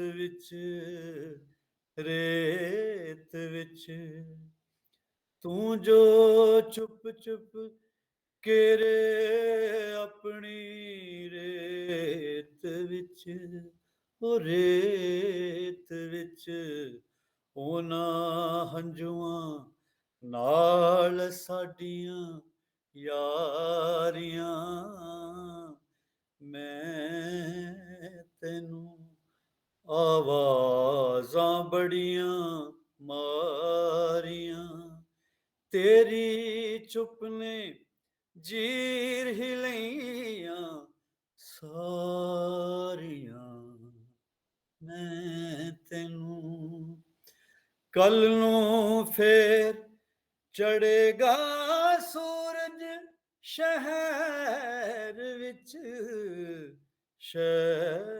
ਵਿੱਚ ਕੱਲ ਨੂੰ ਫੇਰ ਚੜੇਗਾ ਸੂਰਜ ਸ਼ਹਿਰ ਵਿੱਚ ਜੇ ਸੱਜਣਾ ਦੇ ਘਰ ਦੀਆਂ ਖੁੱਲੀਆਂ ਓਏ ਬਾਰੀਆਂ ਜੇ ਸੱਜਣਾ ਦੇ ਘਰ ਦੀਆਂ ਖੁੱਲੀਆਂ ਬਾਰੀਆਂ ਤੇਰੀ ਚੁੱਪ ਨੇ ਜੀਰ ਹੀ ਲਈਆਂ ਸਾਰੀਆਂ ਮੈਂ ਤੈਨੂੰ ਆਵਾਜ਼ਾਂ ਬੜੀਆਂ ਮਾਰੀਆਂ बहुत बढ़िया बहुत शुक्रिया हंसी राजी खुशी रहो। बहुत बहुत ਸਾਨੂੰ ਦੇਖਣਾ ਹੀ ਹੱਜ प्यारी कंपोजिशन और बहुत बहुत शुक्रिया, बहुत ਤੁਹਾਡੇ ਬਹੁਤ ਸ਼ੁਕਰਗੁਜ਼ਾਰ ਹਾਂ ਜੀ। ਤੁਸੀਂ ਸ਼ਰਧਾਂਜਲੀ ਵਿੱਚ ਇੰਨੀ ਸੋਹਣੀ ਕੰਪੋਜੀਸ਼ਨ, ਇੰਨੀ ਸੋਹਣੀ ਗੱਲ ਤੁਸੀਂ ਕਹੀ ਹੀਰ ਦੇ ਰਾਹੀਂ ਔਰ ਪਾਤਰ ਸਾਹਿਬ ਦੇ ਰਾਹੀਂ, ਅਤੇ ਮੈਂ ਬੜਾ ਉਦਾਸ ਜਿਹਾ ਹੋ ਗਿਆ ਇਹ ਸੁਣ ਕੇ ਕਿ ਪੰਜਾਬ ਦੇ ਦੋ ਹੀਰੇ, ਇੱਕ ਕਵੀ ਅਤੇ ਇੱਕ ਗਵਈਆ, ਅਤੇ ਜੇ ਇਹਨਾਂ ਦੀ ਦੋਨਾਂ ਦੀ ਕਿਤੇ ਜੁਗਲਬੰਦੀ ਹੋ ਜਾਏ ਅਤੇ ਇਕੱਠੇ ਹੋ ਜਾਣ, ਬੋਲ ਪਾਤਰ ਸਾਹਿਬ ਦੇ ਹੋਣ ਅਤੇ ਆਵਾਜ਼ ਤੁਹਾਡੀ ਹੋਵੇ, ਕਵਿਤਾ ਉਹਨਾਂ ਦੀ ਹੋਵੇ, ਅਤੇ ਪੰਜਾਬ ਉਡੀਕ ਰਿਹਾ ਇਸ ਤਰ੍ਹਾਂ ਦੀ ਗਾਇਕੀ ਨੂੰ, ਇਸ ਤਰ੍ਹਾਂ ਦੀ ਕਵਿਤਾ ਨੂੰ, ਕਿ ਮੈਂ ਸਮਝਦਾ ਕਿ ਕੋਈ ਸਿਆਸਤ ਜਿਹੜੀ ਆ ਉਹ ਪੰਜਾਬ ਨੂੰ ਨਹੀਂ ਸਵਾਰ ਸਕਦੀ, ਕਿਸੇ ਨੂੰ ਵੀ ਨਹੀਂ ਸਵਾਰ ਸਕਦੀ। ਅਤੇ ਕਵਿਤਾ ਅਤੇ ਗਾਇਕੀ ਜਿਹੜਾ ਸੰਗੀਤ ਹੈ, ਇਹਦੇ ਕੋਲ ਹੀ ਉਹ ਹੱਲ ਹੈਗਾ ਪੰਜਾਬ ਦਾ। ਅਤੇ ਜੇ ਇਸ ਤਰ੍ਹਾਂ ਦੀ ਅੱਛੀ ਕਵਿਤਾ ਅਤੇ ਤੁਹਾਡੀ ਆਵਾਜ਼ ਇਹਦੀ ਜੁਗਲਬੰਦੀ ਹੋ ਜਾਏ ਤਾਂ ਪੰਜਾਬ ਨੂੰ ਬਹੁਤ ਕੁਝ ਮੇਰੇ ਖਿਆਲ ਜੀਣ ਦਾ ਆਸਰਾ ਮਿਲ ਸਕਦਾ ਜੀ। ਪੰਜਾਬ ਬਚ ਸਕਦਾ, ਜਿਹੜਾ ਅਸੀਂ ਰੋਜ਼ ਰੋਂਦੇ ਹਾਂ, ਰੋਜ਼ ਅਸੀਂ ਹਿਰਵਾ ਕਰਦੇ ਹਾਂ, ਉਹ ਚੀਜ਼ਾਂ ਮੁੜ ਕੇ ਆ ਸਕਦੀਆਂ। ਅਤੇ ਮੈਂ ਤੁਹਾਨੂੰ ਬੇਨਤੀ ਵੀ ਕਰੂੰਗਾ ਕਿ ਤੁਸੀਂ ਪੰਜਾਬ ਦੀ ਗਾਇਕੀ ਨੂੰ ਲਾਵਾਰਸ ਛੱਡ ਦਿੱਤਾ ਹੈ, ਅਤੇ ਤੁਸੀਂ ਉਹਨੂੰ ਫਿਰ ਸੰਭਾਲੋ, ਉਹ ਤੁਹਾਨੂੰ ਉਡੀਕਦੀ ਆ। ਅਤੇ ਤੁਸੀਂ ਪੰਜਾਬ ਦੀ ਜਿਹੜੀ ਆ ਜਿਹੜੀ ਚੀਜ਼ ਗੁਆਚ ਗਈ ਹੈ ਪੰਜਾਬ ਦੀ, ਉਹਦੇ ਬਾਰੇ ਤੁਸੀਂ ਆਪਣੀ ਗਾਇਕੀ ਦੇ ਰਾਹੀਂ, ਪਾਤਰ ਸਾਹਿਬ ਦੀ ਕਵਿਤਾ ਦੇ ਰਾਹੀਂ ਇਹਨੂੰ ਕੁਛ ਜ਼ਰੂਰ ਦਿਓ। ਪਾਤਰ ਸਾਹਿਬ ਤਾਂ ਚਟਾਨ ਦੀ ਤਰ੍ਹਾਂ ਮੌਜੂਦ ਨੇ ਜਿੱਥੇ ਉਹਨਾਂ ਨੂੰ ਹੋਣਾ ਚਾਹੀਦਾ।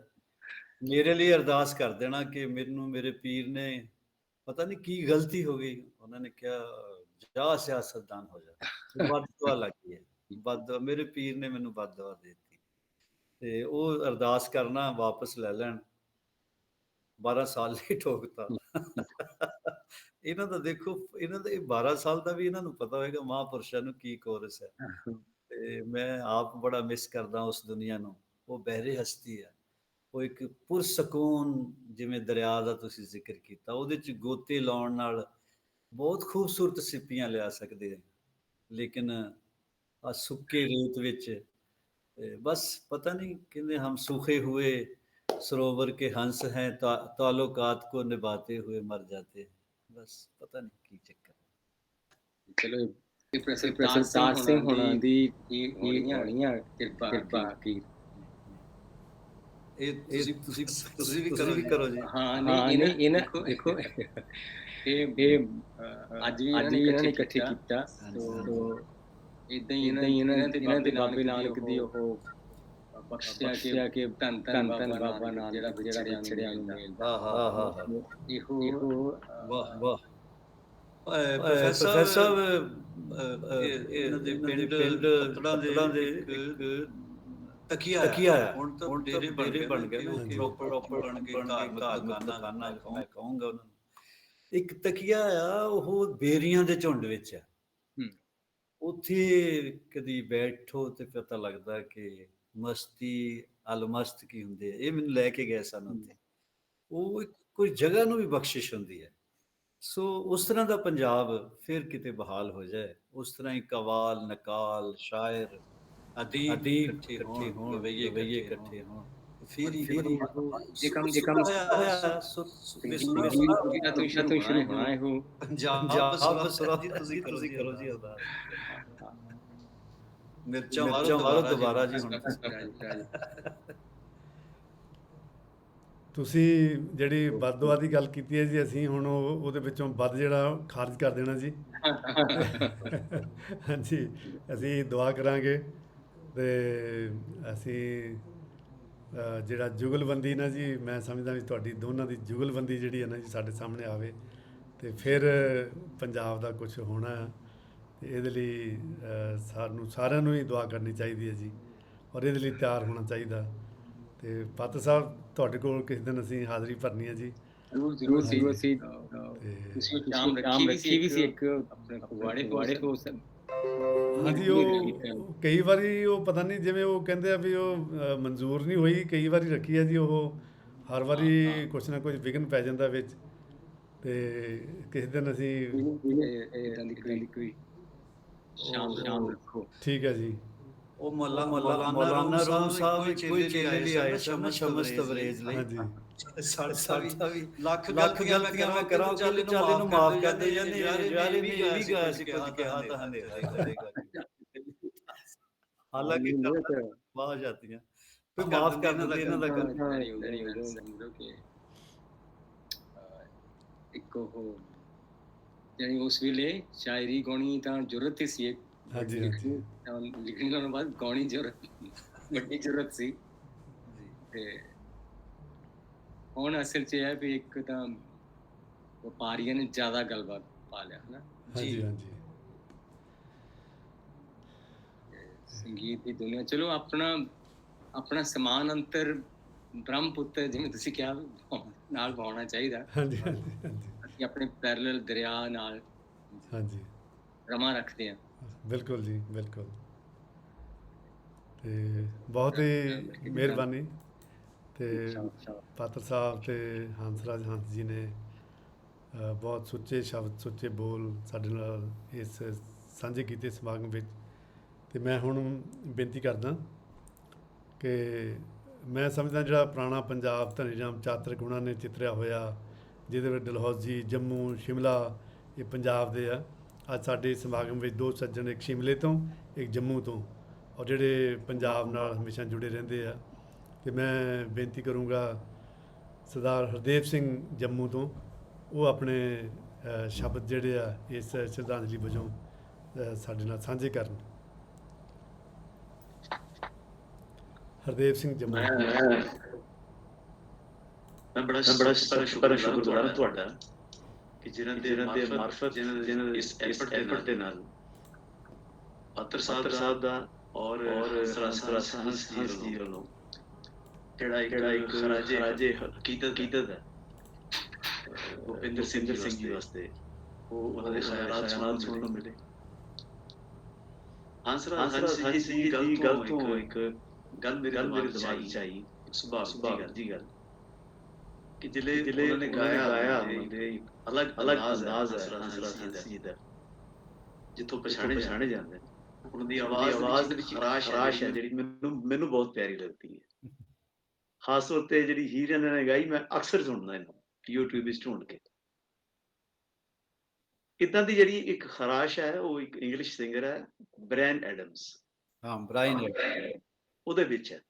ਔਰ ਬ੍ਰਾਇਨ ਐਡਮਸ ਔਰ ਹੰਸਰਾਜ ਹੰਸ ਜੀ ਦੇ ਤਾਲੁਕ ਦੇ ਨਾਲ ਔਰ ਦੋਹੇ ਸੱਜਣਾਂ ਦੀ ਗੱਲ ਥੋੜੀ ਜਿਹੀ ਵੀਰ ਆਪਣੇ ਭੁਪਿੰਦਰ ਸਿੰਘ ਜੀ ਨਾਲ ਵੀ ਜਾ ਕੇ ਜੁੜਦੀ ਹੈ ਕਿ ਭੁਪਿੰਦਰ ਸਿੰਘ ਜੀ ਦੀ ਜਿਹੜੀ ਗਿਟਾਰ ਵਜਾਉਣ ਦੀ ਜਿਹੜੀ ਕਲਾ ਸੀ ਨਾ, ਉਹ ਇੱਕ ਲੈਸ ਪਬਲਿਸਾਈਜ਼ਡ ਇੱਕ ਫੀਲਡ ਰਿਹਾ ਹੈ, ਜਿਹੜਾ ਕਿ ਅੱਜ ਨਿਖਰ ਕੇ ਸਾਹਮਣੇ ਆਇਆ ਵਾਰ-ਵਾਰ।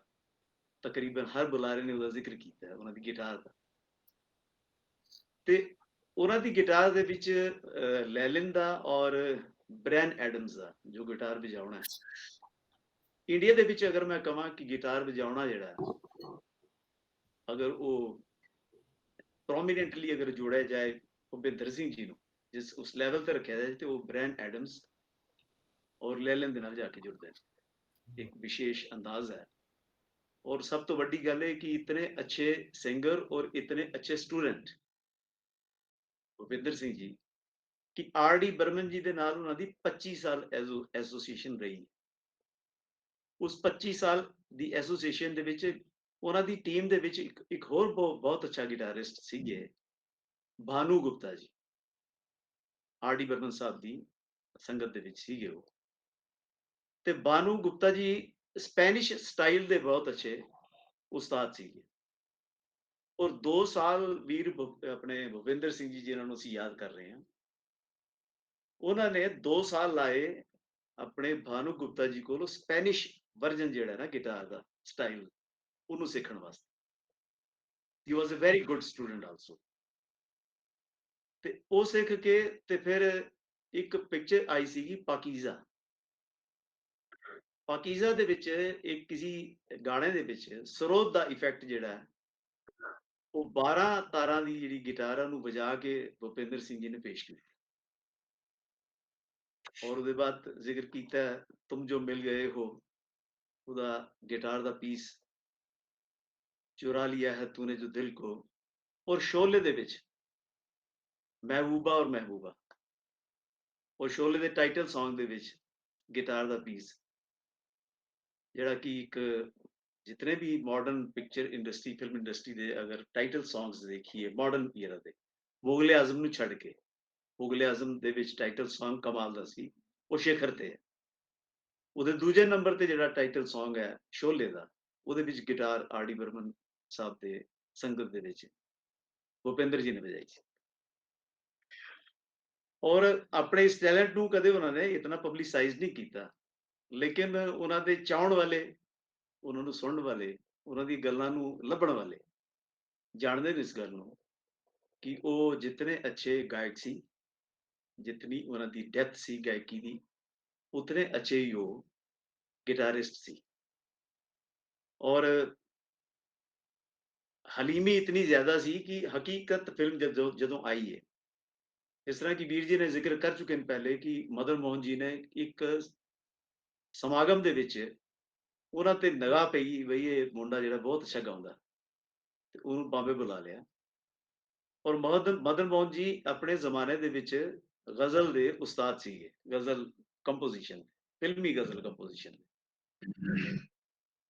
ਤੇ ਉਹਨਾਂ ਨੇ ਜਿਸਲੇ ਭੁਪਿੰਦਰ ਸਿੰਘ ਜੀ ਨੂੰ ਪਰਦੇ ਤੇ ਲਿਆਂਦਾ, ਔਰ ਭੁਪਿੰਦਰ ਸਿੰਘ ਜੀ ਨੂੰ ਜਿਹੜੇ ਗਾਉਣ ਵਾਸਤੇ ਕਿਹਾ ਗਿਆ, ਜਿਹੜੇ ਪਿਕਚਰਾਈਜੇਸ਼ਨ ਹੋਈ ਉਹਦੀ, ਤੇ ਪਿਕਚਰਾਈਜੇਸ਼ਨ ਦੇ ਵਿੱਚ ਜਿਹੜਾ Bhupinder Singh ji when he starts to perform as an actor on ਪਰਦਾ, ਤੇ ਉਸਲੇ ਉਹਨਾਂ ਨੇ ਆਪਣੀ ਆਵਾਜ਼ ਹੀ ਨਹੀਂ ਬਲਕਿ ਤਲਤ ਮਹਿਮੂਦ ਦੀ ਆਵਾਜ਼ ਦਾ ਜਿਹੜਾ ਆਲਾਪ ਲਿਆ। ਉਹਦੇ ਬਾਅਦ ਸਟਾਰਟ ਕੀਤਾ ਮੁਹੰਮਦ ਰਫੀ ਸਾਹਿਬ ਦੀ ਆਵਾਜ਼ ਤੋਂ ਗਾਣਾ, ਔਰ ਫਿਰ ਉਹਦੇ ਬਾਅਦ ਉਹਨਾਂ ਨੇ ਆਪਣਾ ਪੈਰਾ ਗਾਇਆ ਜਿਹੜਾ ਉਹਨਾਂ ਨੂੰ ਦਿੱਤਾ ਸੀਗਾ। ਉਹ ਫਿਲਮ ਦੇ ਵਿੱਚ ਮਦਨ ਮੋਹਨ ਸਾਹਿਬ ਦਾ ਇਹ ਕਮਾਲ ਸੀਗਾ ਕਿ ਚਾਰੋਂ ਗਾਣੇ, ਉਸ ਗਾਣੇ ਦੇ ਚਾਰੋਂ ਪੈਰੇ ਡਿਫਰੈਂਟ ਅੰਦਾਜ਼ ਦੇ ਸੀਗੇ ਔਰ ਡਿਫਰੈਂਟ ਸਿੰਗਰਸ। ਰਫੀ ਸਾਹਿਬ ਦਾ ਅੰਦਾਜ਼ ਅਲੱਗ ਸੀਗਾ, ਭੁਪਿੰਦਰ ਜੀ ਦਾ ਅੰਦਾਜ਼ ਅਲੱਗ ਸੀਗਾ, ਮੰਨਾ ਡੇ ਸਾਹਿਬ ਦਾ ਅਲੱਗ ਸੀਗਾ, ਔਰ ਤਲਤ ਮਹਿਮੂਦ ਸਾਹਿਬ ਦਾ ਅਲੱਗ ਸੀਗਾ।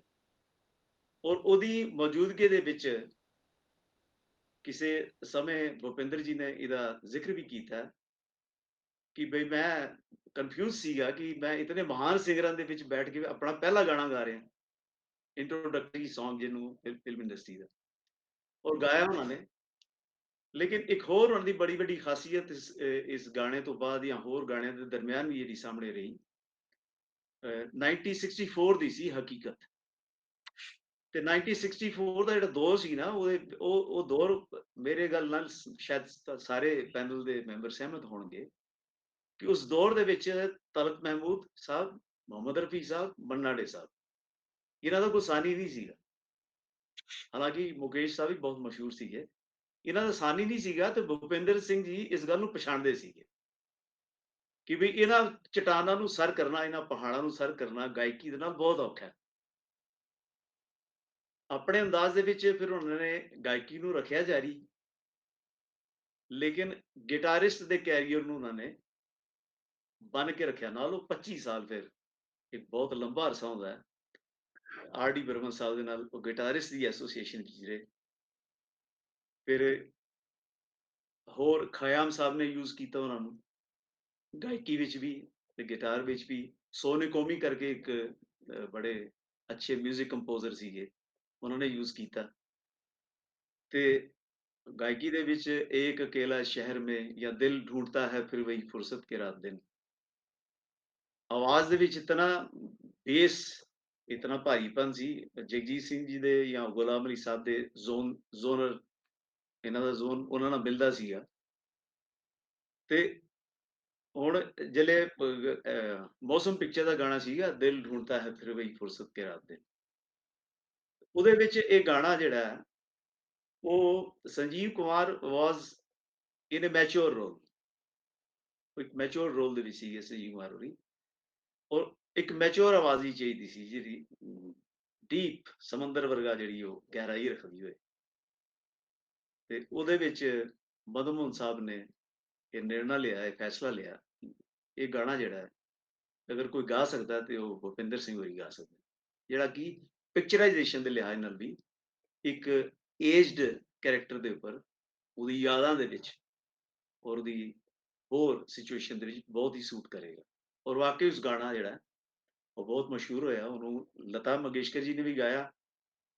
ਔਰ ਇਹ ਨਹੀਂ ਕੋਈ ਕਹਿ ਸਕਦਾ ਕਿ ਲਤਾ ਮੰਗੇਸ਼ਕਰ ਜੀ ਤੇ ਖੈਰ ਸੁਰ ਦੀ ਦੇਵੀ ਸੀ, ਦੇਵੀ ਉਹਨਾਂ ਨੂੰ ਕਿਹਾ ਜਾਂਦਾ, ਲੇਕਿਨ ਭੁਪਿੰਦਰ ਜੀ ਸਿੰਘ ਜੀ ਨੂੰ ਸੁਣ ਕੇ ਇਹ ਨਹੀਂ ਕਹਿ ਸਕਦਾ ਕਿ ਉਹਨਾਂ ਨੇ ਲਤਾ ਜੀ ਨਾਲੋਂ ਕੋ ਉੱਨੀ ਗਾਇਆ, ਬਰਾਬਰ ਲਗਾਇਆ। ਤੋ ਇਹ ਬੜੀ ਵੱਡੀ ਖਾਸੀਅਤ ਸੀ ਭੁਪਿੰਦਰ ਸਿੰਘ ਜੀ ਦੀ। ਉਹਦੇ ਬਾਅਦ ਬਹੁਤ ਸਾਰੀਆਂ ਫਿਲਮਾਂ ਹਨ, ਯਾਦੋਂ ਕੀ ਬਾਰਾਤ ਨਿਕਲੀ ਹੈ ਅੱਜ ਦਿਲ ਕੇ ਦੁਆਰੇ, ਉਹਦੇ ਵਿੱਚ ਗਿਟਾਰ ਵਜਾਈ। ਹਰੇ ਰਾਮਾ ਹਰੇ ਕ੍ਰਿਸ਼ਨਾ ਦਾ ਜ਼ਿਕਰ ਆਇਆ, ਉਹਦੇ ਵਿੱਚ ਵਜਾਈ। ਤੋ ਕੁੱਲ ਮਿਲਾ ਕੇ ਇਹ ਮੈਂ ਇਹ ਕਹਿਣਾ ਚਾਹੁੰਦਾ ਕਿ ਬਈ ਇੱਕ ਐਸਾ ਦੇਣ ਹੈ ਉਹਨਾਂ ਦੀ ਫਿਲਮ ਇੰਡਸਟਰੀ ਨੂੰ ਔਰ ਫਿਲਮ ਇੰਡਸਟਰੀ ਨੂੰ ਕਲੋਜ਼ਲੀ ਵਾਚ ਕਰਨ ਵਾਲਿਆਂ ਦਾ। ਔਰ ਵਿਸ਼ੇਸ਼ ਤੌਰ ਤੇ ਹੰਸਰਾਜ ਹੰਸੀ ਵਰਗੇ ਸ਼ਖਸੀਅਤਾਂ, ਪਾਤਰ ਸਾਹਿਬ ਵਰਗੀਆਂ ਸ਼ਖਸੀਅਤਾਂ ਜੋ ਕਿ ਬੜੇ ਕਲੋਜ਼ਲੀ ਐਸੋਸੀਏਸ਼ਨ ਦੇ ਵਿੱਚ ਰਹਿੰਦੇ ਨੇ, ਉਹਨਾਂ ਨੂੰ ਮੁਤਾਸਿਰ ਕਰਨ ਵਾਲੇ ਭੁਪਿੰਦਰ ਸਿੰਘ ਜੀ, ਉਹਨਾਂ ਨੂੰ ਮੁਤਾਸਿਰ ਕੀਤਾ ਉਹਨਾਂ ਨੇ। ਔਰ ਅੱਜ ਉਹਨਾਂ ਨੇ ਆਪਣੀ ਜਿਹਨਾਂ ਸ਼ਬਦਾਂ ਵਿੱਚ ਔਰ ਜਿਹਨਾਂ ਭਾਵੁਕ ਸ਼ਬਦਾਂ ਦੇ ਵਿੱਚ ਆਪਣੇ ਤਾਸੁਰਾਤ ਜਿਹੜੇ ਨੂੰ ਪੇਸ਼ ਕੀਤੇ ਨੇ। ਇੱਥੋਂ ਭੁਪਿੰਦਰ ਸਿੰਘ ਜੀ ਦੀ ਸ਼ਖਸੀਅਤ ਦੀ ਤਾਕਤ ਦਾ, ਉਹਨਾਂ ਦੀ ਕੁਵਤ ਦਾ ਇੱਕ ਅੰਦਾਜ਼ ਲੱਗਦਾ ਹੈ। ਔਰ ਜਿਹਦੀ ਪਛਾਣ ਜਿਹੜੀ ਆ ਅਨਫੋਰਚੂਨੇਟਲੀ ਜਿਸ ਕਰਕੇ ਅਸੀਂ ਪ੍ਰੋਗਰਾਮ ਕਰ ਰਹੇ ਹਾਂ ਕਿ ਥੋੜਾ ਜਿਹਾ ਪੰਜਾਬ ਪਿਛੜ ਗਿਆ ਉਸ ਆਪਣੇ ਹੀਰੇ ਨੂੰ, ਉਸ ਲਾਲ ਨੂੰ ਯਾਦ ਕਰਨ ਦੇ ਵਿੱਚ। ਤੇ ਫਿਰ ਉਹ ਬਾਰ-ਬਾਰ ਮਨ ਵਿੱਚ ਆਉਂਦਾ ਹੈ, ਏਕ ਅਕੇਲਾ ਇਸ ਸ਼ਹਿਰ ਮੇਂ, ਬਈ ਜਿਸ ਸ਼ਹਿਰ ਦਾ ਸੀ ਉਹ ਮਹਾਨ ਗਾਇਕ, ਉਹਦੇ ਵਿੱਚ ਥੋੜਾ ਜਿਹਾ ਉਹ ਇਕੱਲਾ ਜਿਹਾ ਮਹਿਸੂਸ ਹੋਇਆ ਜਾਣ ਤੋਂ ਬਾਅਦ। ਤੇ ਉਹ ਬੜੀਆਂ ਸਾਰੀਆਂ ਚੀਜ਼ਾਂ ਜਿਹੜੀਆਂ ਉਹ ਮਨ ਦੇ ਵਿੱਚ ਰਲ ਗਈਆਂ। ਪਾਤਰ ਸਾਹਿਬ ਦੇ ਅਲਫਾਜ਼, ਹੰਸਰਾਜ ਸਾਹਿਬ ਦੇ ਅਲਫਾਜ਼ ਔਰ ਉਹਨਾਂ ਦੀ ਗਾਇਕੀ ਜਿਹੜੀ ਉਹਨਾਂ ਨੇ ਦੋ ਤਿੰਨ ਸਾਨੂੰ ਸੁਣਾਏ ਭੁਪਿੰਦਰ ਸਿੰਘ ਜੀ ਦੇ, ਉਹਨਾਂ ਨਾਲ ਇੱਕ ਦਿਲ ਦੇ ਵਿੱਚ ਬੜੀ ਟੀਸ ਔਰ ਬੜੀ ਇੱਕ ਸੰਜੀਦਗੀ ਜਿਹੜੀ ਆ ਉਹ ਮਹਿਸੂਸ ਹੋ ਰਹੀ ਹੈ। ਔਰ ਮੈਂ ਖੁਸ਼ਕਿਸਮਤ ਸਮਝਦਾ ਆਪਣੇ ਆਪ ਨੂੰ, ਪੰਜਾਬ ਨੂੰ ਖੁਸ਼ਕਿਸਮਤ ਸਮਝਣਾ ਚਾਹੀਦਾ ਆਪਣੇ ਆਪ ਨੂੰ ਕਿ ਜਿੱਥੇ ਭੁਪਿੰਦਰ ਸਿੰਘ ਜੀ ਵਰਗੇ ਇੱਕ ਕਲਾਕਾਰ ਦੀ ਜੰਮਪਲ ਹੋਈ ਔਰ ਅੱਜ ਦੇ ਦੌਰ ਦੀਆਂ ਮਹਾਨ ਸ਼ਖਸੀਅਤਾਂ ਪੰਜਾਬ ਦੀਆਂ ਉਸ ਦੀ ਉਹਨਾਂ ਦੀ ਜਾਣ ਦੀ ਟੀਸ ਨੂੰ ਮਹਿਸੂਸ ਕਰ ਰਹੀ ਹੈ। ਔਰ ਜੋ ਕੁਝ ਕਿਹਾ ਗਿਆ ਇੱਥੇ ਔਰ ਬਹੁਤ ਦਿਲ ਤੋਂ ਕਿਹਾ ਗਿਆ, and I am moved, really moved by my heart to listen ਇਹਨਾਂ ਮਹਾਨ ਸ਼ਖਸੀਅਤਾਂ ਨੂੰ ਸੁਣ ਕੇ। ਮੈਂ ਬੜਾ ਸ਼ੁਕਰਗੁਜ਼ਾਰ ਹਾਂ ਇਹਨਾਂ ਦਾ ਕਿ ਇਹ ਇੱਕ ਯਾਦਗਾਰ ਪ੍ਰੋਗਰਾਮ ਰਹੇਗਾ ਕਿ ਜਿਸ ਤਰੀਕੇ ਦੇ ਨਾਲ ਭੁਪਿੰਦਰ ਸਿੰਘ ਜੀ ਬਾਰੇ ਅਸੀਂ ਵਿਚਾਰ ਕੀਤੀ ਹੈ, ਵਿਚਾਰ ਸੁਣੀ। ਔਰ ਮੈਂ ਪ੍ਰੋਫੈਸਰ ਸਾਹਿਬ ਤੁਹਾਡਾ ਵੀ ਵਿਸ਼ੇਸ਼ ਤੌਰ ਤੇ ਧੰਨਵਾਦੀ ਹਾਂ ਕਿ ਕਦੇ ਮੈਂ ਸੋਚਿਆ ਨਹੀਂ ਸੀਗਾ, ਬਹੁਤ ਛੋਟਾ ਸੀਗਾ ਮੈਂ ਜਦੋਂ ਹਕੀਕਤ ਫਿਲਮ ਮੇਰੇ ਪੈਦਾ ਹੋਣ ਤੋਂ ਬਹੁਤ ਚਿਰ ਪਹਿਲਾਂ ਦੀ ਹਕੀਕਤ, ਤੇ ਉਹ ਜਿਹੜਾ ਸਾਂਝ ਸੀ ਹੋ ਕੇ ਮਜਬੂਰ ਮੁਝੇ, ਉਹ ਮੇਰੀ ਭੁਪਿੰਦਰ ਸਿੰਘ ਜੀ ਨਾਲ ਫਸਟ ਇੰਟਰੋਡਕਸ਼ਨ ਸੀ ਜਦੋਂ ਮੈਂ ਹੋਸ਼ ਸੰਭਾਲੀ। ਤੇ ਉਹ ਕਦੇ ਪਿਕਚਰ ਨੂੰ ਤੁਸੀਂ ਉਸ ਗਾਣੇ ਨੂੰ ਦੇਖੀਏ ਤੇ ਭੁਪਿੰਦਰ ਸਿੰਘ ਜੀ ਦਾ ਜਿਹੜਾ ਚਿਹਰਾ ਹੈ ਨਾ ਉਸ ਗਾਣੇ ਦੇ ਵਿੱਚ, he was just 24 at that time. 1940 ਵਿੱਚ ਭੁਪਿੰਦਰ ਸਿੰਘ ਜੀ ਦਾ ਜਨਮ ਹੋਇਆ। ਫਾਦਰ ਸਾਹਿਬ ਤੋਂ ਉਹਨਾਂ ਨੂੰ ਮਿਲੀ, ਗੱਲ ਕਹੀ ਗਈ ਹੈ ਫਾਦਰ ਸਾਹਿਬ ਤੋਂ ਉਹਨਾਂ ਨੂੰ ਸਿੱਖਿਆ ਮਿਲੀ ਸੰਗੀਤ ਦੀ। ਔਰ 64 ਦੇ ਵਿੱਚ ਸੀਗੀ ਆਪਣੇ ਫਿਲਮ ਹਕੀਕਤ। ਔਰ ਦੇਸ਼ ਬੜਾ ਇੱਕ ਡਿਪਰੈਸਡ ਮੂਡ ਦੇ ਵਿੱਚ ਸੀ after the war of 62 with China. ਉਸ ਡਿਪਰੈਸ਼ਨ ਤੋਂ ਬਾਹਰ ਕੱਢਣ ਵਾਸਤੇ ਉਹ ਹਕੀਕਤ ਫਿਲਮ ਦਾ ਜਿਹੜਾ ਉਹ ਸ਼ਾਹਕਾਰ ਜਿਹੜਾ ਬਣਿਆ ਸੀਗਾ, ਔਰ ਉਹਦੇ ਉਸ Song ਦੇ ਵਿੱਚ ਜਿਹੜਾ ਇੱਕ ਮਾਸੂਮੀਅਤ ਦੇ ਨਾਲ ਭੁਪਿੰਦਰ ਸਿੰਘ ਜੀ ਦੇ ਉੱਪਰ ਆਉਂਦਾ ਜਿਲੇ ਕੈਮਰਾ, ਔਰ ਫਿਰ ਉਹ ਆਪਣੀ ਆਵਾਜ਼ ਵਿੱਚ ਗਾਉਂਦੇ ਨੇ, ਔਰ ਕਮਾਲ ਦਾ ਉਹ ਯਾਦਗਾਰ Song ਹੈ। ਤੇ ਸਰੋਤਿਆਂ ਨੂੰ ਵੀ ਬੇਨਤੀ ਹੈ ਕਿ ਜ਼ਰੂਰ ਦੇਖਣ। ਤੇ ਮੈਂ ਇਹਨਾਂ ਸ਼ਬਦਾਂ ਨਾਲ ਲਈ ਹੋਰ ਕੁਝ ਕਹਿਣ ਦੇ ਕਾਬਿਲ ਵੀ ਹੈ ਨਹੀਂ, ਕਹਿਣ ਦੇ ਯੋਗ ਵੀ ਹੈ ਨਹੀਂ। ਬਹੁਤ ਵੱਡੀਆਂ ਔਰ ਬਹੁਤ ਸੁੱਚੀਆਂ ਗੱਲਾਂ ਜਿਹੜੀਆਂ ਨੂੰ ਮੇਰੇ ਤੋਂ ਪਹਿਲਾਂ ਕਹੀਆਂ ਜਾ ਚੁੱਕੀਆਂ, ਤੇ ਮੈਂ ਸਾਰਿਆਂ ਦਾ ਧੰਨਵਾਦੀ। ਬਹੁਤ ਹੀ ਮਿਹਰਬਾਨੀ ਸਰਦਾਰ ਹਰਦੇਵ ਸਿੰਘ ਜੀ। ਮੈਂ ਸਾਰੇ ਸਰੋਤਿਆਂ ਨੂੰ ਤੇ ਖਾਸ ਤੌਰ ਦੇ ਉੱਤੇ ਸੁਰਜੀਤ ਪਾਤਰ ਜੀ ਨੂੰ ਤੇ ਹੰਸਰਾਜ ਹੰਸ ਜੀ ਨੂੰ ਇਹ ਗੱਲ ਮੁਖਾਤਬ ਹੋ ਕੇ ਦੱਸਣੀ ਚਾਹੁੰਦਾ ਕਿ ਉਹਨਾਂ ਨੇ ਖੁਦ ਦੇਖ ਲਿਆ ਪੰਜਾਬ ਤੋਂ ਬਾਹਰ ਰਹਿੰਦੇ ਜੰਮੂ ਵਿੱਚ ਸਰਦਾਰ ਹਰਦੇਵ ਸਿੰਘ ਜੀ ਕਿਸ ਤਰ੍ਹਾਂ ਪੰਜਾਬ ਨਾਲ ਜੁੜੇ ਹੋਏ ਆ, ਕਿਸ ਤਰ੍ਹਾਂ ਕਲਾ ਨਾਲ ਜੁੜੇ ਹੋਏ ਆ, ਗੀਤ ਸੰਗੀਤ ਨਾਲ ਜੁੜੇ ਹੋਏ ਆ, ਤੇ ਇਹਨਾਂ ਦੇ ਚਿਹਰੇ ਤੋਂ ਸਾਰਾ ਨਜ਼ਰ ਆ ਰਿਹਾ ਸੀਗਾ। ਲੇਕਿਨ ਮੈਂ ਇਹਨਾਂ ਬਾਰੇ ਗੱਲ ਇਹਨਾਂ ਦੀ ਇੱਕ ਖਾਸ ਦੱਸਣੀ ਚਾਹੁੰਦਾ ਕਿ ਇਹ ਬਹੁਤ ਚੰਗਾ ਗਾ ਵੀ ਲੈਂਦੇ ਆ, ਬੇਸ਼ੱਕ ਇਹਨਾਂ ਨੇ ਅੱਜ ਨਹੀਂ ਗਾਇਆ। ਤੇ ਇਹਨਾਂ ਨੂੰ ਗਾਇਕੀ ਆਪਣੀ ਮਾਤਾ ਜੀ ਤੋਂ ਮਿਲੀ ਆ, ਤੇ ਇਹਨਾਂ ਨੇ ਮੈਨੂੰ ਦੱਸਿਆ ਸੀਗਾ ਕਿ ਇਹਨਾਂ ਦੇ ਮਾਤਾ ਜੀ ਮੁਹੰਮਦ ਰਫੀ ਸਾਹਿਬ ਤੋਂ ਇੰਨੇ ਮੁਤਾਸਰ ਸੀਗੇ ਕਿ ਜਿਸ ਵੇਲੇ ਰਫੀ ਸਾਹਿਬ ਦੀ ਡੈਥ ਹੋਈ ਤਾਂ ਇਹਨਾਂ ਨੇ ਆਪਣੀ ਮਾਤਾ ਜੀ ਨੂੰ ਰੋਂਦੇ ਹੋਏ ਦੇਖਿਆ। ਤੇ ਉਹ ਤੋਂ ਅਗਲੀ ਇੱਕ ਹੋਰ ਗੱਲ ਕਿ ਜਿਸ ਦਿਨ ਰਫੀ ਸਾਹਿਬ ਦੀ ਡੈਥ ਹੋਈ 20 ਸਾਲ ਲਗਾਤਾਰ ਉਹ ਉਸ ਦਿਨ ਗੁਰਦੁਆਰੇ ਜਾ ਕੇ ਅਰਦਾਸ ਕਰਾਉਂਦੇ ਰਹੇ ਰਫੀ ਸਾਹਿਬ ਦੇ ਨਾਂ ਦੀ। ਤੇ ਇਸ ਤਰ੍ਹਾਂ ਦੀ ਜਿਸ ਘਰ ਵਿੱਚ ਸੰਗੀਤ ਨੂੰ, ਗਾਇਕੀ ਨੂੰ ਡੈਡੀਕੇਸ਼ਨ ਹੋਵੇ, ਇਸ ਤਰ੍ਹਾਂ ਦਾ ਜੁੜਾਅ ਹੋਵੇ ਕਿਸੇ ਨਾਲ, ਤੇ ਉਹਨਾਂ ਦੇ ਬੱਚਿਆਂ ਦੇ ਉੱਤੇ ਵੀ ਉਹ ਅਸਰ ਸਾਨੂੰ ਨਜ਼ਰ ਆ ਜਾਂਦਾ।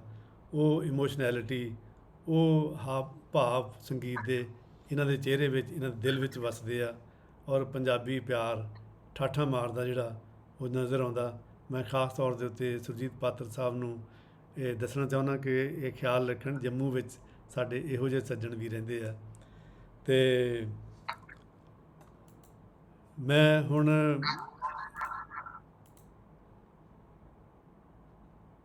ਬੇਨਤੀ ਕਰੂੰਗਾ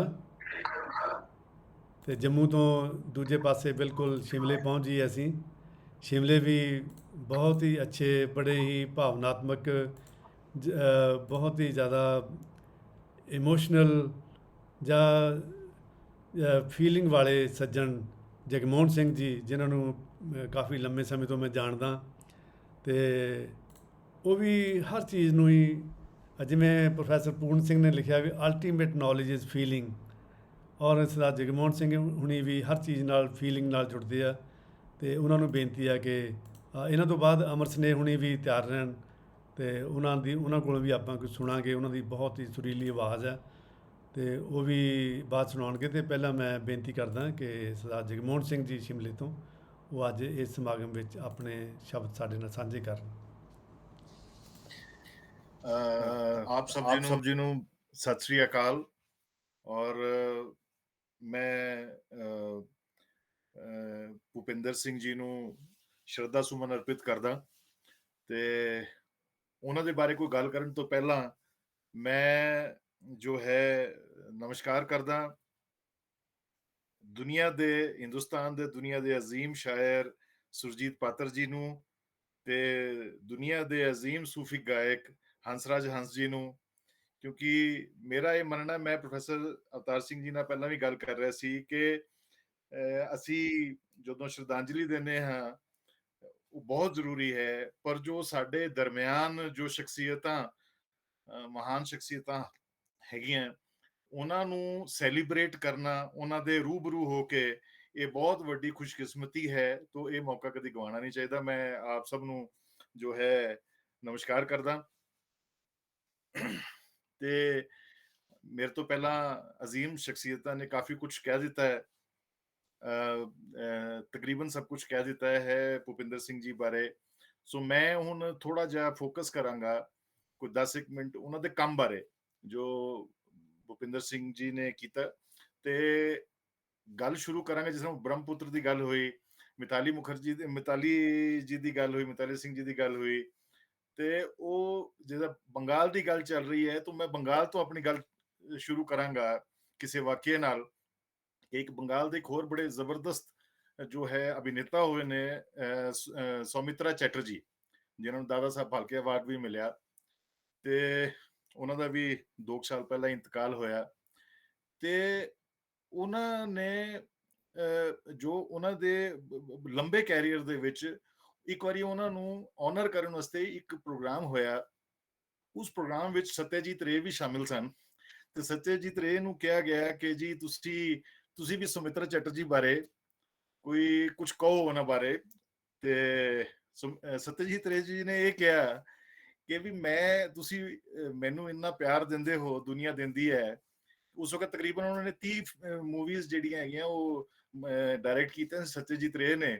ਉਹ ਕਹਿੰਦੇ ਮੇਰੀ 30 ਫਿਲਮਾਂ ਚੋਂ 14 ਫਿਲਮਾਂ ਵਿੱਚ ਸੌਮਿਤਰਾ ਚੈਟਰਜੀ ਜਿਹੜਾ ਹੈਗੇ ਉਹ ਮੇਰੇ ਸੈਂਟਰਲ ਕੈਰੈਕਟਰ ਹੈਗੇ। ਸੋ ਕੁਝ ਤਾਂ ਉਸ ਇਨਸਾਨ ਦੇ ਵਿੱਚ ਮੈਰਿਟ ਹੋਏਗੀ ਕਿ ਜੋ ਮੈਂ ਸੈਂਟਰਲ ਉਹਨਾਂ ਦੇ ਆਸ-ਪਾਸ ਪੂਰੀ ਬੁਣੀ ਹੈ, ਆਪਣਾ ਪੂਰਾ ਕੈਰੀਅਰ ਮੈਂ ਬੁਣਿਆ। ਸੱਤਿਆਜੀਤ ਰੇ ਨੇ ਕਿਹਾ, ਜਿਨ੍ਹਾਂ ਨੂੰ ਆਸਕਰ ਮਿਲਿਆ ਲਾਈਫ ਟਾਈਮ ਦਾ। ਸੋ सेम चीज जो है वो गुलजार साहब और भूपिंदर जी बारे ये चीज इधर टुकदी है कि जो सुमित्रा चैटर्जी ਦਾ ਰੋਲ ਸਤਿਆਜੀਤ ਰੇ ਬਾਰੇ ਹੈ ਉਹੀ ਭੁਪਿੰਦਰ ਸਿੰਘ ਜੀ ਦਾ ਹੈਗਾ ਗੁਲਜ਼ਾਰ ਸਾਹਿਬ ਬਾਰੇ। ਸੋ ਗੁਲਜ਼ਾਰ ਸਾਹਿਬ ਦੇ ਜਿੰਨੇ ਜੋ ਬਿਹਤਰੀਨ ਕੰਮ ਹੈਗੇ ਉਹਨਾਂ ਨੂੰ ਤੁਸੀਂ ਨੋਟ ਕਰੋ। ਅਸੀਂ ਨੋਟ ਕਰਦੇ ਹਾਂ ਕਿ ਭੁਪਿੰਦਰ ਸਿੰਘ ਜੀ ਦਾ ਬੜਾ ਖਾਸ ਸੈਂਟਰਲ ਰੋਲ ਹੈ, ਜਾਨ ਹੈ ਉਹ ਪ੍ਰੋਜੈਕਟਸ ਦੀ। ਈਵਨ ਗੁਲਜ਼ਾਰ ਸਾਹਿਬ ਨੇ, ਉਹਨੇ ਸੁਰਜੀਤ ਪਾਤਰ ਸਾਹਿਬ ਨੇ ਵੀ ਇਹਦਾ ਜ਼ਿਕਰ ਕੀਤਾ ਕਿ ਉਹ ਬੜੇ ਪਿਆਰ ਨਾਲ ਉਹਨਾਂ ਨੂੰ ਭੁਪਿੰਦਰ ਜੀ ਨੂੰ ਭੂਪੀ ਕਹਿੰਦੇ ਹੁੰਦੇ ਸਨ ਕਿ ਭੂਪੀ ਦੀ ਉਹਨਾਂ ਦੀ ਤਬੀਅਤ ਫਕੀਰ ਦੀ ਤਬੀਅਤ ਹੈ। वो एक साई आदमी है, वो कहते थे उन्होंने सूफी और साधु की तरह। और इसे करके जो है उन्होंने गायकी विच वो रूहदारी है जो पात्र साहब ने भी किया। वो कहते भी कुछ इन्हों जे चंगा लगता है तो वो कर, मतलब कुछ अच्छा लगेगा तो भूपी कर लेगा, अदरवाइज कोई उनको लालच नहीं, कोई जल्दी नहीं, दिल से करते। तो गुलजार साहब ने तो ये भी किया है कि भी भूपिंदर जी अगर ਤੁਹਾਡੀ ਆਵਾਜ਼ ਦੀ ਕੋਈ ਤਾਵੀਜ਼ ਬਣਦੀ ਤਾਂ ਮੈਂ ਆਪਣੇ ਗਲੇ 'ਚ ਪਾ ਲੈਂਦਾ। ਸੋ ਹੁਣ ਗੁਲਜ਼ਾਰ ਸਾਹਿਬ ਤੋਂ ਵੱਡਾ ਪਾਰਖੀ ਕੌਣ ਹੈ ਜੋ ਹੈ। ਸੋ ਤੇ ਅਸੀਂ ਨੋਟ ਕਰ ਸਕਦੇ ਹਾਂ ਕਿ ਗੁਲਜ਼ਾਰ ਸਾਹਿਬ ਦੀ ਇੱਕ ਟੀਮ ਸੀ। ਗੁਲਜ਼ਾਰ ਸਾਹਿਬ ਨੇ ਬਹੁਤ ਸ਼ਾਨਦਾਰ ਸ਼ਾਹਕਾਰ ਦਿੱਤੇ ਹੈ ਤੇ ਜੋ ਹੈ ਤੇ ਉਹਨਾਂ ਦੀ ਟੀਮ ਵਿੱਚ ਉਹਨਾਂ ਦੀ team without R D Burman, Sanjeev Kumar ਔਰ ਭੁਪਿੰਦਰ ਸਿੰਘ, ਇਹਨਾਂ ਤੋਂ ਬਿਨਾ ਜੋ ਹੈ ਇਹ ਚੀਜ਼ਾਂ ਕ੍ਰੀਏਟ ਹੀ ਨਹੀਂ ਸੀ ਹੋਣੀਆਂ ਜੋ ਉਹਨਾਂ ਨੇ ਕ੍ਰੀਏਟ ਕੀਤੀਆਂ।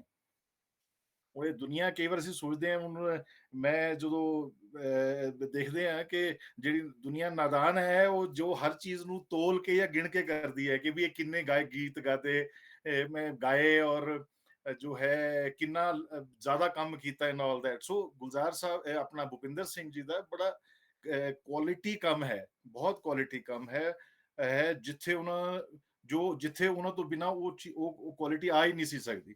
ਇੱਕ ਸਿੰਗਰ ਜਿਹੜਾ ਹੈਗਾ ਉਹ ਇੱਕ ਇੰਸਟਰੂਮੈਂਟ ਹੈ ਜੋ ਹੈ ਇੱਕ ਲਿਰਿਸਿਸਟ ਦੇ ਹੱਥ, ਇੱਕ ਮਿਊਜ਼ਿਕ ਡਾਇਰੈਕਟਰ ਦੇ ਹੱਥ, ਇੱਕ ਸਟੋਰੀ ਟੈਲਰ ਦੇ ਹੱਥ ਵਿੱਚ। ਸੋ ਕੋਈ ਵੀ ਹੁਣ ਗੁਲਜ਼ਾਰ ਸਾਹਿਬ ਨੇ ਹੋਰ ਕਈ, ਈਵਨ ਮੈਂ ਹੋਰ ਥੋੜਾ ਜਿਹਾ ਜ਼ਿਕਰ ਕਰਾਂਗਾ, ਗੁਲਜ਼ਾਰ ਸਾਹਿਬ ਨੇ ਆਪਣੀ ਬੈਸਟ ਜਿਹੜੀ ਕ੍ਰੀਏਸ਼ਨਸ ਹੈਗੀਆਂ ਉਹ ਸਪੁਰਦ ਕੀਤੀਆਂ ਭੁਪਿੰਦਰ ਸਿੰਘ ਜੀ ਨੂੰ। ਕੋਈ ਐਵੇਂ ਆਪਣਾ ਇੱਕ ਤਰ੍ਹਾਂ ਦਾ ਬੱਚਾ ਦੇਣ ਵਾਲਾ ਗੱਲ ਹੈ ਕਿ ਕਿਸੇ ਦੇ ਹੱਥ ਵਿੱਚ ਪੂਰੀ ਚੀਜ਼ ਪਕੜਾ ਦੇਣੀ, ਕੱਚ ਦੀ ਚੀਜ਼ ਪਕੜਾ ਦੇਣੀ, ਕੋਈ ਕੌਨਫੀਡੈਂਸ ਹੋਏਗਾ ਤੇ ਤਾਂ ਹੀ ਉਹ ਚੀਜ਼ ਸੰਭਵ ਹੈ। ਹੁਣ ਮੈਂ ਕੁਝ ਕੰਮ ਦੀ ਗੱਲ ਕਰ, ਜਿਹੜੇ ਉਹਨਾਂ ਨੇ ਮੇਨ ਕ੍ਰੀਏਸ਼ਨਸ ਹੈਗੀਆਂ ਜੋ ਉਹਨਾਂ ਦੇ ਉਹਨਾਂ ਬਾਰੇ ਮੈਂ ਗੱਲ ਕਰਦਾ। ਪਹਿਲਾਂ ਮੈਂ ਗੱਲ ਕਰਦਾ ਗੁਲਜ਼ਾਰ ਸਾਹਿਬ ਨੇ ਦੇ ਨਾਲ ਜੋ ਕੰਮ ਕੀਤਾ ਭੁਪਿੰਦਰ ਜੀ ਨੇ।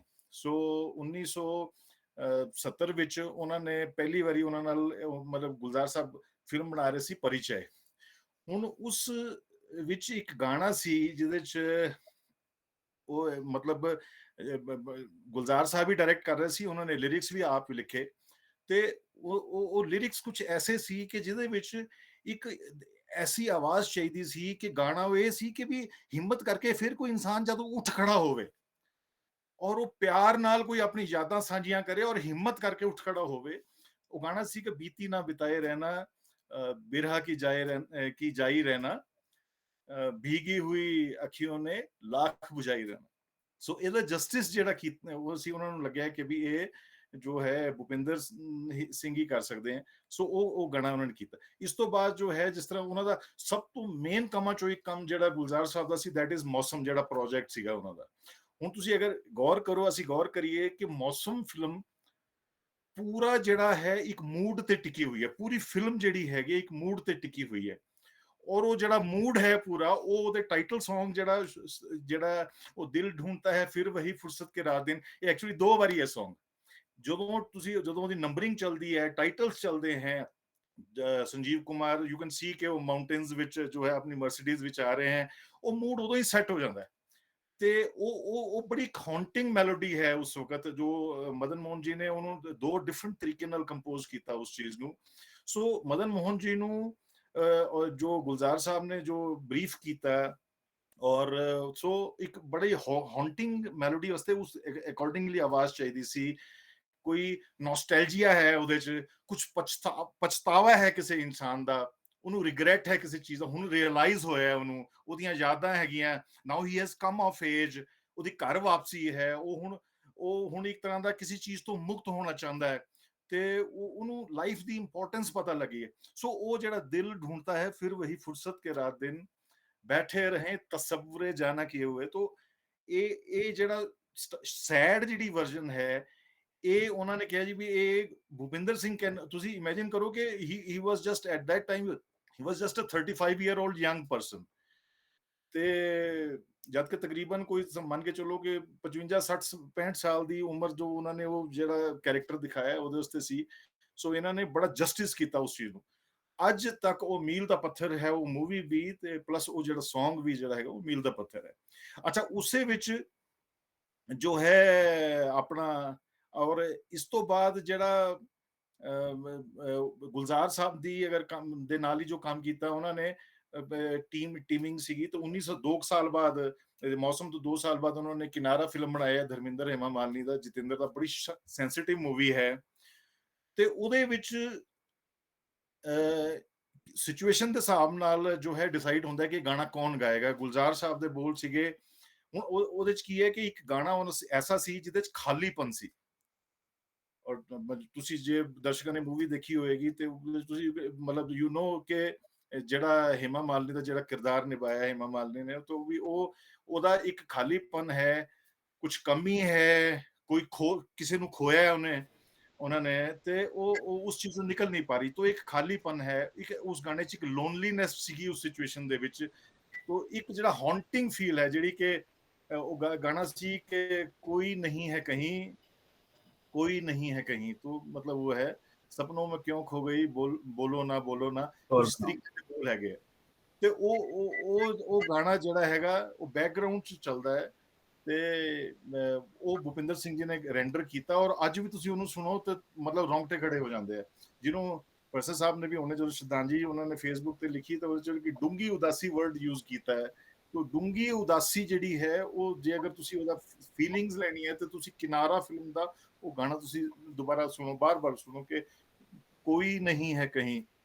I'm not a singer, I can't sing it, but ਉਹ ਚੀਜ਼ ਹੈ। ਉਸੇ ਫਿਲਮ ਦੇ ਵਿੱਚ ਇੱਕ ਹੋਰ ਗਾਣਾ ਹੈ ਜਿਹੜਾ ਕਿ ਇਸ ਸਿਚੁਏਸ਼ਨ ਦਾ, ਮੈਂ ਸਿਚੁਏਸ਼ਨ ਇੱਕ ਐਸੀ ਆਉਂਦੀ ਹੈ ਜਿਹਦੇ 'ਚ ਬੰਦਾ ਆਪਣੇ ਪਾਸਟ ਤੋਂ, ਆਪਣੇ ਦੁੱਖ ਤੋਂ ਰੀਕਨਸਾਈਲ ਕਰ ਲੈਂਦਾ। ਉਹ ਬੜਾ ਹੀਲਿੰਗ ਟੱਚ ਦੇ ਦਿੰਦਾ ਹੈ ਉਸ ਚੀਜ਼ ਨੂੰ, ਔਰ ਆਪਣੇ ਆਪ ਨੂੰ ਸੈਲਫ ਕੰਸੋਲ ਕਰਦਾ ਹੈ।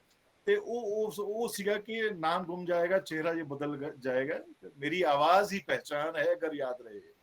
ਸੋ ਇਹ ਗਾਣਾ ਜਦੋਂ ਆਂਦਾ ਹੈ ਤੇ ਇਹਦੇ ਨਾਲ ਵੀ ਬੜੀ ਇਹ ਵੀ ਉਹਨਾਂ ਨੇ ਸਪੁਰਦ ਕੀਤਾ ਆਪਣਾ। ਇਹ ਚੀਜ਼ ਹੈ, ਪੂਰੇ ਪ੍ਰੋਜੈਕਟ ਦੀ ਸੈਂਕਟਿਟੀ ਉਹਨਾਂ ਨੇ ਜਿਹੜਾ ਹੈ ਇੱਕ ਸਿੰਗਰ ਦੇ ਹੱਥ ਦਿੱਤੀ ਹੈ। ਇੱਕ ਛੋਟੀ ਮੋਟੀ ਗੱਲ ਨਹੀਂ ਹੈ। ਉਹ ਇਹ ਗਾਣਾ ਤੁਸੀਂ ਗਾਣੇ ਕੱਢ ਦਿਓ ਫਿਲਮ ਵਿੱਚੋਂ ਤੇ ਮਤਲਬ ਤੁਸੀਂ ਨੋਟ ਕਰੋਗੇ ਕਿ ਉਹਦੀ ਰੂਹ ਜਿਹੜੀ ਹੈ ਉਹ ਚਲੀ ਗਈ। ਤੋ ਇਹ ਗੁਲਜ਼ਾਰ ਸਾਹਿਬ, ਇਹ ਇੱਕ ਟੀਮ ਸੀਗੀ। ਹੁਣ ਤੁਸੀਂ ਕੋਈ ਵੀ, ਜਿਸ ਤਰ੍ਹਾਂ ਹਰ ਚੀਜ਼ ਦਾ ਕੋਈ ਵੀ ਵੱਡੀ ਚੀਜ਼ ਕ੍ਰੀਏਟ ਹੋਈ ਹੈ ਉਹਦੇ ਪਿੱਛੇ ਇੱਕ ਟੀਮ ਹੁੰਦੀ ਹੈ। ਤੇ ਮੈਨੂੰ ਯਾਦ ਹੈ ਜਦੋਂ ਅਸੀਂ ਸਕੂਲ 'ਚ ਕਾਲਜ ਸੀਗੇ, ਮਤਲਬ 70s ਦੀ ਗੱਲ ਹੈ, ਤੇ ਅੰਬਾਲਾ 'ਚ ਮੇਰੇ ਮਾਮਾ ਜੀ ਕੋਲ ਜਾਣਾ, ਮੈਂ ਨਾਨਕੇ ਜਾਣਾ, ਤੇ ਉਹ ਮਾਮਾ ਜੀ ਨੇ ਆਪਣੀ ਦੁਕਾਨ ਹੁੰਦੀ ਸੀ ਉਹਨਾਂ ਦੀ, ਉਹ ਮੈਂ ਦੇਖਣਾ ਮਾਮਾ ਜੀ ਨੇ ਬਸ ਜਾਂ ਗੁਰਬਾਣੀ ਸੁਣਨੀ ਤੇ ਜਾਂ ਉਹਨਾਂ ਨੇ ਮੁਕੇਸ਼ ਦੇ ਗਾਣੇ ਸੁਣਨੇ। ਤੇ ਮੈਂ ਉਹਨਾਂ ਨੂੰ ਪੁੱਛਣਾ, ਇੱਕ ਦਿਨ ਪੁੱਛੀ ਬੈਠਾ, ਬੱਚਾ ਸੀਗਾ, ਮੈਂ ਕਿਹਾ ਜੀ ਮਾਮਾ ਜੀ ਤੁਸੀਂ ਇਹ ਆਪਣਾ ਹੋਰ ਕੋਈ ਗਾਣੇ ਕਿਉਂ ਨਹੀਂ ਸੁਣਦੇ, ਹੋਰ ਕਿੰਨੇ ਟਾਈਪ ਦੇ ਗਾਣੇ ਹੈਗੇ। ਇਹ ਸਾਈਡ ਕੇ ਉਹਨਾਂ ਨੇ ਮੇਰਾ ਨਾਂ ਲਿਆ, ਉਹਨਾਂ ਨੇ ਕਿਹਾ ਜੀ ਕਿਸ ਤਰ੍ਹਾਂ ਹੈ ਕਿ ਨਾ ਦੁਨੀਆ 'ਚ ਨਾ ਸਿਰਫ ਦੋ ਹੀ ਚੀਜ਼ਾਂ 'ਚ ਸੱਚਾਈ ਹੈ, ਜਾਂ ਗੁਰਬਾਣੀ 'ਚ ਹੈ ਤੇ ਜਾਂ ਮੁਕੇਸ਼ ਦੇ ਗਾਣਿਆਂ 'ਚ ਹੈ। ਤੇ ਅੱਜ ਦੀ ਤਰੀਕ 'ਚ ਮੈਂ ਇਹ ਕਹਿ ਸਕਦਾ ਕਿ ਇਸ ਫਹਿਰਿਸਤ ਵਿੱਚ ਨਾ ਇਹਦੇ 'ਚ ਭੁਪਿੰਦਰ ਸਿੰਘ ਜੀ ਦੇ ਗਾਣੇ ਵੀ ਸ਼ਾਮਿਲ ਕੀਤੇ ਜਾ ਸਕਦੇ ਨੇ ਕਿ ਜੇ ਸੱਚਾਈ ਹੈ ਤੇ ਇਹ ਗਾਣੇ ਸੱਚਾਈ ਹੈ, ਇਹਨਾਂ 'ਚ ਕੋਈ ਬਾਜ਼ਾਰ ਦੀ ਕੋਈ ਗੱਲ ਨਹੀਂ ਹੈਗੀ ਹੈ। ਇਹਦੇ ਚ ਰੂਹ ਦੀ ਗੱਲ ਹੈ। ਇਹ ਗਾਣੇ ਜਿਹੜੇ ਹੈਗੇ ਹੈ, ਇਹ ਸਾਰਾ ਜੋ ਸਾਨੂੰ ਦੀਵਾਨ ਆਪਣਾ ਦੇ ਗਿਆ ਇੱਕ ਤਰ੍ਹਾਂ ਦਾ ਦੇਖਿਆ ਜਾਏ, ਤੋ ਜਿੰਨੇ ਵੀ ਇਹ ਮਿਊਜ਼ਿਕ ਦੇ ਕੇ ਗਏ ਆ ਭੁਪਿੰਦਰ ਸਿੰਘ ਜੀ, ਇਹ ਥੈਰਾਪਿਊਟਿਕ ਹੈਗੇ। ਇਹ ਸਾਡਾ ਹੀਲ ਕਰਦੇ, ਸਾਨੂੰ ਅੰਦਰੋਂ ਹੀਲ ਕਰਦੇ ਆ, ਸਾਨੂੰ ਕੰਸੋਲ ਕਰਦੇ ਆ, ਸਾਡੀ ਕਾਉਂਸਲਿੰਗ ਕਰਦੇ ਆ। ਇਹ ਮੈਂ ਇਹ ਕਹਾਂਗਾ ਕਿ ਇਹ ਗਾਣਾ ਕਦੀ ਸੁਣ ਲਓ ਨਾ, ਤਾਂ ਇਸ ਤਰ੍ਹਾਂ ਲੱਗਦਾ ਕਿ ਫਿਲਾਸਫੀ ਮੇਡ ਈਜ਼ੀ ਹੈ, ਬੰਦੇ ਦਾ, ਇਨਸਾਨ ਦਾ ਜਿਹੜਾ ਹੈ ਉਹ ਗੁਬਾਰ ਨਿਕਲ ਜਾਂਦਾ ਹੈ। ਜਦ ਕਿ ਉਹ ਆਪ ਭੁਪਿੰਦਰ ਸਿੰਘ ਜੀ ਜੋ ਹੈ ਬੜੇ ਹੀ had a great sense of humour. ਉਹਨਾਂ ਨੂੰ ਕਈ ਵਾਰ ਕਹਿੰਦੇ ਹੁੰਦੇ ਸੀ, ਉਹਨਾਂ ਦੀਆਂ ਥੋੜੀ ਪਫਡ ਆਈਜ਼ ਸੀਗੀਆਂ, ਤੇ ਉਹਨਾਂ ਨੂੰ ਨੇਪਾਲੀ ਕਹਿੰਦੇ ਹੁੰਦੇ ਸੀ, ਤੇ ਉਹ ਬੜੇ ਉਹਨਾਂ ਨੂੰ ਹਾਸੇ ਚ ਲੈਣਾ। ਉਹ ਆਪ ਉਹਨਾਂ ਨੇ ਇੰਟਰਵਿਊ ਚ ਕਈ ਵਾਰ ਦੱਸਿਆ ਕਿ ਜਦੋਂ ਹਕੀਕਤ ਫਿਲਮ ਵਾਸਤੇ ਚੇਤਨ ਆਨੰਦ ਜੀ ਨੇ ਉਹਨਾਂ ਨੂੰ ਮਦਨ ਮੋਹਨ ਜੀ ਲੈ ਕੇ ਆਏ, ਤੇ ਉਹ ਫਿਲਮ ਬਣੀ, ਤੇ ਉਹ ਗਾਣਾ ਉਹਨਾਂ ਨੇ ਹੁਣ ਅੱਜ ਜ਼ਿਕਰ ਹੋਇਆ ਕਿ ਗਾਇਆ। ਤੇ ਉਸ ਤੋਂ ਬਾਅਦ ਉਹਨਾਂ ਨੇ 2 ਸਾਲ ਬਾਅਦ ਨਾ ਚੇਤਨ ਆਨੰਦ ਜੀ ਨੇ ਉਹਨਾਂ ਨੂੰ ਕਿਹਾ ਜੀ ਕਿ ਵੀ ਗੱਲ ਸੁਣੋ, ਵੀ ਇਹ ਨਾ ਵੀ ਭੁਪਿੰਦਰ, ਇਹ ਆਖਰੀ ਖਤ ਫਿਲਮ ਚ ਨਾ ਤੈਨੂੰ ਮੈਂ ਹੀਰੋ ਲੈਣਾ ਚਾਹਨਾ। ਤੇ ਉਹਨਾਂ ਨੇ ਕਿਹਾ ਜੀ ਕਿ ਇਹ ਮੇਰੇ ਵੱਸ ਦਾ ਨਹੀਂ ਹੈਗਾ, ਹੀ ਵਾਸ ਵੈਰੀ ਸ਼ਾਈ। ਹੁਣ ਤੁਸੀਂ ਦੇਖੋ ਨਾ 26 ਸਾਲ ਦਾ ਮੁੰਡਾ ਹੈ, ਉਹ ਨਵੇਂ ਸ਼ਹਿਰ ਚ ਹੈ। ਹੀ ਸੈਡ ਚੇਤਨ ਆਨੰਦ ਸੱਚ ਅ ਬਿਗ ਮਤਲਬ ਸ਼ਖਸੀਅਤ ਹੈ। ਉਹਨਾਂ ਨੇ ਕਿਹਾ ਯਾਰ ਮੈਂ ਆਖਰੀ ਖਤ ਫਿਲਮ ਲਿਖੀ ਤੈਨੂੰ ਜ਼ਹਿਨ ਚ ਰੱਖ ਕੇ ਹੈ। Now a person of the stature of Chetan Anand Singh, ਔਰ ਇਹਨਾਂ ਨੇ ਨਾ ਕੀਤੀ। ਉਹਨਾਂ ਨੇ 3 ਮਹੀਨੇ ਕਹਿੰਦੇ ਵੀ ਉਹ ਲੇਟ ਹੋ ਗਈ ਫਿਲਮ। ਇਹ ਉੱਥੋਂ ਨੱਠ ਕੇ ਆ ਗਏ, ਦਿੱਲੀ ਆ ਗਏ। ਕਹਿੰਦੇ ਮੈਂ ਦਿੱਲੀ ਆ ਗਏ ਕਿ ਯਾਰਾਂ ਦੋਸਤਾਂ ਨੂੰ ਪੁੱਛਿਆ ਕਿ ਯਾਰ ਮੈਨੂੰ ਇਸ ਤਰ੍ਹਾਂ ਚੇਤਨ ਆਨੰਦ ਨੇ ਕਿਹਾ। ਔਰ ਯਾਰਾਂ ਦੋਸਤਾਂ ਨੇ ਵੀ ਕੋਈ ਐਸੀ ਅੱਗੋਂ ਕੁਝ ਕਮੈਂਟ ਕਰਤਾ, ਕਹਿੰਦੇ ਵੀ ਮੈਂ ਤਾਂ ਕਸਮ ਖਾ ਲਈ ਕਿ ਹੁਣ ਮੈਂ ਵਾਪਿਸ ਹੀ ਨਹੀਂ ਜਾਣਾ, ਮੈਂ ਫਿਲਮ ਹੀ ਨਹੀਂ ਕਰਨੀ। ਤੇ ਉਹ ਇਹ ਉਹਨਾਂ ਨੇ ਬਾਅਦ ਚ ਲਾਈਫ ਚ ਕਿਹਾ ਕਿ ਕੋਈ ਕਹਿੰਦੇ ਮੈਂ ਮਹਿਸੂਸ ਕਰਦਾ ਕਿ ਉਦੋਂ ਮੈਂ ਇਨਐਕਸਪੀਰੀਅੰਸ ਸੀਗਾ, ਤੇ ਮੈਨੂੰ ਕੋਈ ਸਲਾਹਕਾਰ ਐਸਾ ਲਾਈਫ ਚ ਹੋਣਾ ਚਾਹੀਦਾ ਹੈ ਜਿਹੜਾ ਤੁਹਾਨੂੰ ਕੋਈ ਐਸੀ ਜੋ ਹੈ ਸਹੀ ਸਲਾਹ ਦੇਵੇ। ਮੈਨੂੰ ਕਹਿੰਦੇ ਮੈਨੂੰ ਮੰਨ ਲੈਣੀ ਚਾਹੀਦੀ ਸੀ ਚੇਤਨ ਆਨੰਦ ਜੀ। ਕਹਿੰਦੇ ਅਗਰ ਜੇ ਮੰਨ ਲਈ ਹੁੰਦੀ ਤੇ ਅੱਜ ਮੇਰੀ ਲਾਈਫ ਦੀ ਡਾਇਮੈਂਸ਼ਨ ਹੀ ਕੁਝ ਹੋਰ ਹੋਣੀ ਸੀ। ਸੋ ਕੀ ਚੀਜ਼ ਗੁੰਮ ਗਈ। ਤੇ ਫਿਰ ਉਹਨੇ ਕੀ ਕੀਤਾ, ਇੱਕ ਮਜ਼ੇਦਾਰ ਚੀਜ਼ ਇਹ ਹੈ ਕਿ ਉਹ ਚੇਤਨ ਆਨੰਦ ਜੀ ਨੇ ਕਿਹਾ ਚੰਗਾ ਬਈ ਤੂੰ ਐਕਟਿੰਗ ਨਹੀਂ ਕਰਨੀ, ਉਹ ਰਾਜੇਸ਼ ਖੰਨਾ ਨੂੰ ਲਿਆ ਫਿਰ ਉਸ ਫਿਲਮ 'ਚ। ਤੁਸੀਂ ਦੇਖੋ ਕਿੰਨਾ ਵੱਡਾ ਚੀਜ਼। ਉਹਨਾਂ ਨੇ ਕਿਹਾ ਵੀ ਚੱਲ ਨਹੀਂ ਕਰਨੀ, ਤੂੰ ਗਾਣਾ ਗਾ ਲੇਗਾ। ਉਹ ਕਹਿੰਦੇ ਮੈਂ ਗਾਣਾ ਗਾ ਲਾਂਗਾ। ਤੇ ਉਹਨਾਂ ਨੇ ਗਾਣਾ ਉਹ ਗਾਇਆ ਕਿ ਵੀ ਰੁੱਤ ਜਵਾਂ ਜਵਾਂ ਰਾਤ ਮਿਹਰਬਾਂ ਛੋੜੋ ਕੋਈ ਦਾਸਤਾ। ਉਹ ਕਲੱਬ ਔਰ ਰੈਸਟੋਰੈਂਟ 'ਚੋਂ ਹੈਗਾ, YouTube ਤੇ ਹੈਗਾ ਗਾਣਾ, ਤੁਸੀਂ ਦੇਖੋ ਵੀ ਉਹ ਕਲੱਬ ਔਰ ਰੈਸਟੋਰੈਂਟ 'ਚੋਂ ਗਾਣਾ। ਉਹਨਾਂ ਨੇ ਕਿਹਾ ਵੀ ਉਹ ਗਿਟਾਰ ਵਜਾਏ, ਉਹਨਾਂ ਨੇ ਕਿਹਾ ਯਾਰ ਲਿਆਓ ਕੈਮਰੇ। ਜਦੋਂ ਗਾਣ ਲੱਗੇ ਕਹਿੰਦੇ ਲਿਆਓ ਕੈਮਰੇ। ਚੇਤਨ ਆਨੰਦ ਜੀ ਨੇ ਕਿਹਾ, ਉਹਨੇ ਕਿਹਾ, ਉਹ ਕਹਿੰਦੇ ਮੈਂ ਨਾ ਹੀ ਨਹੀਂ ਕਰ ਪਾਇਆ, ਹਾਲਾਂਕਿ ਮੈਨੂੰ ਐਕਟਿੰਗ ਤੋਂ ਬੜੇ ਡਰ ਲੱਗਦਾ ਸੀ। ਉਹ ਜਦੋਂ ਪੁਲਿਸ ਸੋ ਉਸ ਸੀਨ ਵਿੱਚ ਉਹਨਾਂ ਨੇ ਬਸ ਉਸ ਸੀਨ 'ਚ ਵੀ ਉਹਨਾਂ ਨੇ ਉਹ ਲਿਆ ਹੈ। ਸੋ ਇਹ ਉਹਨਾਂ ਦੀ ਸਹਿਜ ਸ਼ਖਸੀਅਤ ਦਾ ਇੱਕ ਉਹ ਚੀਜ਼ ਹੈ, ਇੱਕ ਉਹ ਪਹਿਲੂ ਹੈ। ਔਰ ਉਹਨਾਂ ਨੇ ਖਾਲੀ ਜਿਸ ਤਰ੍ਹਾਂ ਉਹਨਾਂ ਨੇ ਆਪਣਾ ਖਾਲੀ ਗੁਲਜ਼ਾਰ ਸਾਹਿਬ ਨਾਲ ਕੰਮ ਨਹੀਂ ਕੀਤਾ। ਮੈਂ ਹੋਰ 1-2 ਕੰਮਾਂ ਦਾ ਜ਼ਿਕਰ ਕਰਾਂ ਜਿਹੜੇ ਕਿ ਉਹਨਾਂ ਦੇ ਬੜੇ ਇੰਪੋਰਟੈਂਟ ਕੰਮ ਰਹੇ ਆ ਉਹਨਾਂ ਦੇ। ਤੇ ਇੱਕ 1970 ਵਿੱਚ ਹੀ ਜੋ ਹੈ, ਉਹ ਫਿਰ 3-4 ਸਾਲ ਫਿਰ ਕਹਿੰਦੇ ਮੈਂ ਦਿੱਲੀ ਫਿਰ ਆ ਗਿਆ। ਉਸ ਤੋਂ ਬਾਅਦ ਫਿਰ ਯਾਰਾਂ ਦੋਸਤਾਂ ਨੇ ਸਮਝਾਇਆ ਕਿ ਨਹੀਂ ਤੁਸੀਂ ਵਾਪਸ ਜਾਓ, ਤਾਂ ਮੈਂ ਕਹਿੰਦੇ ਵਾਪਸ ਆਇਆ। ਸਿਰਫ ਉਸ ਤੋਂ ਬਾਅਦ ਸਿਰਫ ਗਾਇਆ ਮੈਂ। ਆਰ.ਡੀ. ਬਰਮਨ ਨਾਲ ਦੋਸਤੀ ਹੋਈ ਨਾ ਆਲ ਦੈਟ। ਫॉर एग्जांपल ਇੱਕ 1970 ਚ ਇੱਕ ਫਿਲਮ ਆਈ ਸੀ ਸਿਤਾਰਾ। ਸੋ ਉਹਦੇ ਚ ਜੋ ਮਿਥੁਨ ਚੱਕਰਵਰਤੀ, ਜ਼ਰੀਨਾ ਵਾਹਬ ਇਹਨਾਂ ਦੀ ਪਿਕਚਰ ਸੀ। ਤਾਂ ਉਹਦੇ ਚ ਇੱਕ ਗਾਣਾ ਸੀ, ਉਹ ਵੀ ਗੁਲਜ਼ਾਰ ਸਾਹਿਬ ਨੇ ਲਿਖਿਆ। ਹਾਲਾਂਕਿ ਜੋ ਉਹ ਸੀ ਕਿ ਉਹ ਗਾਣਾ ਚ ਡ੍ਰੀਮ ਕਰ ਰਿਹਾ ਜਿਹੜਾ ਇਹ ਹੀਰੋ ਹੀਰੋਇਨ ਹੈਗੇ, ਇਹ they are dreaming but with doubt. ਬੜੀ ਸੀਰੀਅਸ ਮੂਵੀ ਸੀ। they had fears but they had courage. so innocent expression of emotions hai. so wo siga thodi si zameen thoda aasman तिनको का बस एक आशियां। तो के मांगा है जो तुमसे वो ज्यादा तो नहीं है, देने को तो जहां दे दे वादा तो नहीं है, कोई तेरे वादों से जीता है कहां, तिनको का बस एक आशियां। तो थोड़ी सी जमीन थोड़ा आसमान। ਹੁਣ ਇਸ ਜਿਹੜੀ ਇਹ ਜਿਹੜਾ ਡ੍ਰੀਮਿੰਗ ਵਿਦ ਡਾਊਟ ਹੈ, ਫੀਅਰ ਹੈ, ਉਹ ਘਬਰਾਏ ਹੋਏ ਆ। ਤੁਸੀਂ ਹੁਣ ਵੀ ਤੁਸੀਂ ਉਹਦੀ ਪਿਕਚਰਾਈਜੇਸ਼ਨ ਦੇਖੋ, ਕਿਆ ਸ਼ਾਨਦਾਰ ਇੱਕ ਸ਼ਾਹਕਾਰ ਉਹ ਗਾਣਾ ਇਹ ਕੀਤਾ। ਤੇ ਉਸ ਤੋਂ ਬਾਅਦ ਜੋ ਹੈ ਇਹਦਾ ਮਿਊਜ਼ਿਕ ਵੀ ਆਰ.ਡੀ. ਬਰਮਨ ਸਾਹਿਬ ਦਾ ਸੀਗਾ। ਫਿਰ ਜੈਦੇਵ ਜੀ ਦੇ ਮਿਊਜ਼ਿਕ ਚ ਗੁਲਜ਼ਾਰ ਸਾਹਿਬ ਦੇ ਭੀਮ ਸੇਨ ਜੀ ਨੇ ਇੱਕ ਪਿਕਚਰ ਬਣਾਈ ਸੀ। ਉਹ 2-3 ਫਿਲਮਾਂ ਭੀਮ ਸੇਨ ਜੀ ਦੀਆਂ ਇਹਨਾਂ ਨੇ ਕੀਤੀਆਂ। ਭੀਮ ਸੇਨ ਤੇ ਘਰੋਂਦਾ ਫਿਲਮ ਜਿਹੜੀ ਹੈ ਬੜੀ ਮਸ਼ਹੂਰ ਹੋਈ ਹੈ, ਤੇ ਉਹਦੇ ਚ ਉਹਦਾ ਜ਼ਿਕਰ ਵੀ ਕੀਤਾ ਅੱਜ ਜੋ ਹੈ ਸ਼ਖਸੀਅਤਾਂ ਨੇ ਕਿ ਵੀ ਉਹ ਮਤਲਬ ਉਹ ਫਿਲਮ ਬਣੀ ਸੀ ਕਿ ਬੰਬੇ ਦੇ ਵਿੱਚ ਜੋ ਵਰਕਹੋਲਿਕ ਕਲਚਰ ਹੈਗਾ, ਕਿ ਉੱਥੇ ਰਹਿਣ ਦੀ ਕਿੰਨੀ ਮਾਰਾਮਾਰੀ ਹੈ, ਕਿੰਨਾ ਮੁਸ਼ਕਿਲ ਹੈ, ਔਰ ਰਹਿਣ ਦੇ ਕਰਕੇ ਉੱਥੇ ਲਾਈਫ ਤੇ ਕੀ ਅਸਰ ਪੈ ਰਿਹਾ ਉਸ ਤੇ ਜੋ ਹੈ ਇਹ ਫਿਲਮ ਗਮਨ ਫਿਲਮ ਵੀ ਬਣੀ ਹੈ ਇਸ ਟੌਪਿਕ ਤੇ। ਐਂਡ ਸਿਮਿਲਰਲੀ ਘਰੋਂਦਾ ਫਿਲਮ ਜਿਹੜੀ ਬਣੀ ਹੈ ਉਹਦੇ ਚ ਗੁਲਜ਼ਾਰ ਸਾਹਿਬ ਨੇ ਲਿਖਿਆ ਜਾਂ ਅਮੋਲ ਪਾਲੇਕਰ ਉਹਦੇ ਚ ਸੀਗੇ ਕਿ ਉਹ ਚੀਜ਼ ਹੈ ਕਿ ਉਹ ਗਾਣਾ ਦੋ ਵਾਰੀ ਹੈ ਕਿ ਦੋ ਦੀਵਾਨੇ ਸ਼ਹਿਰ में ਪਹਿਲਾਂ ਹੈਗਾ ਰਾਤ में या दोपहर में, ਉਸ ਤੋਂ ਬਾਅਦ ਹੈਗਾ ਕਿ ਇੱਕ ਅਕੇਲਾ ਹੀ ਸ਼ਹਿਰ। ਤੇ ਜਦੋਂ ਦੋ ਦੀਵਾਨ ਉਹ ਹੈਗਾ ਉਹਦੇ ਵਿੱਚ ਜੋ ਹੈ ਇੱਕ ਉਹਦੇ ਚ ਇੱਕ ਐਗਜ਼ੂਬਰੈਂਸ ਹੈ, ਐਂਥੂਸੀਆਜ਼ਮ ਹੈ, ਆਪਟਿਮਿਜ਼ਮ ਹੈ, ਉਹਦੇ ਚ ਇੱਕ ਡ੍ਰੀਮ ਹੈ ਦੋ ਨੌਜਵਾਨ ਕਪਲ ਦਾ। ਸੋ ਆਪਟਿਮਿਜ਼ਮ ਹੈ, ਜੋਏ ਹੈ, ਇੱਕ ਮਾਸੂਮੀਅਤ ਹੈ। ਤੇ ਉਹ ਗਾਣਾ ਵੀ ਭੁਪਿੰਦਰ ਸਿੰਘ ਜੀ ਨੇ ਗਾਇਆ ਔਰ ਨਾਲ रूना लैला ने गाया। वो बांग्लादेश की सुपरस्टार्स हैं, मतलब सिंगर रहे हैं।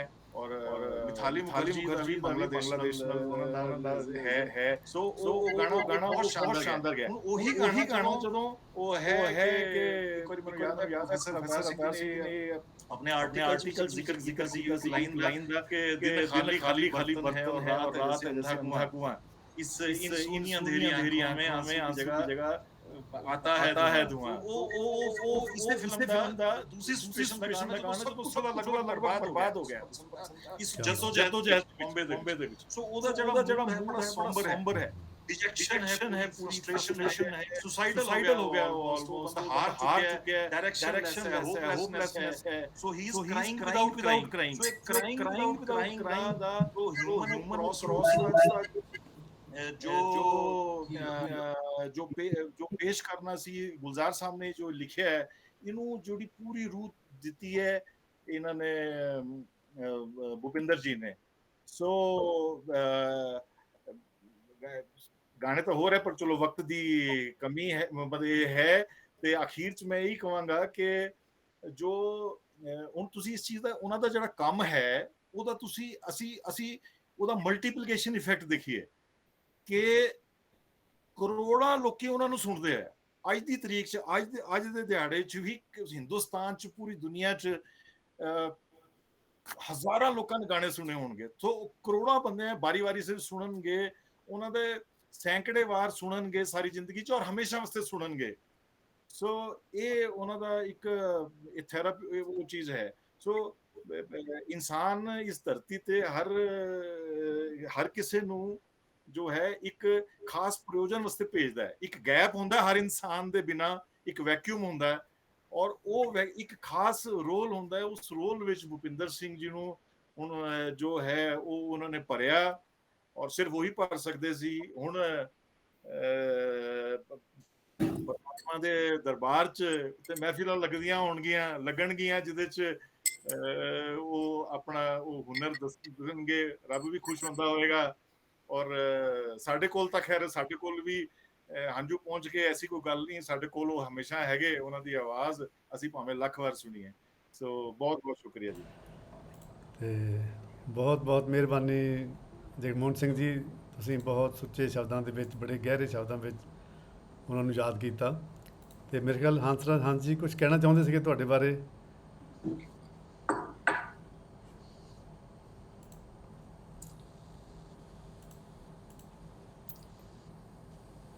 ਹਾਂਜੀ ਕਹਿਣਾ ਚਾਹੁੰਦੇ ਸੀਗੇ ਤੁਸੀਂ ਕੁਝ?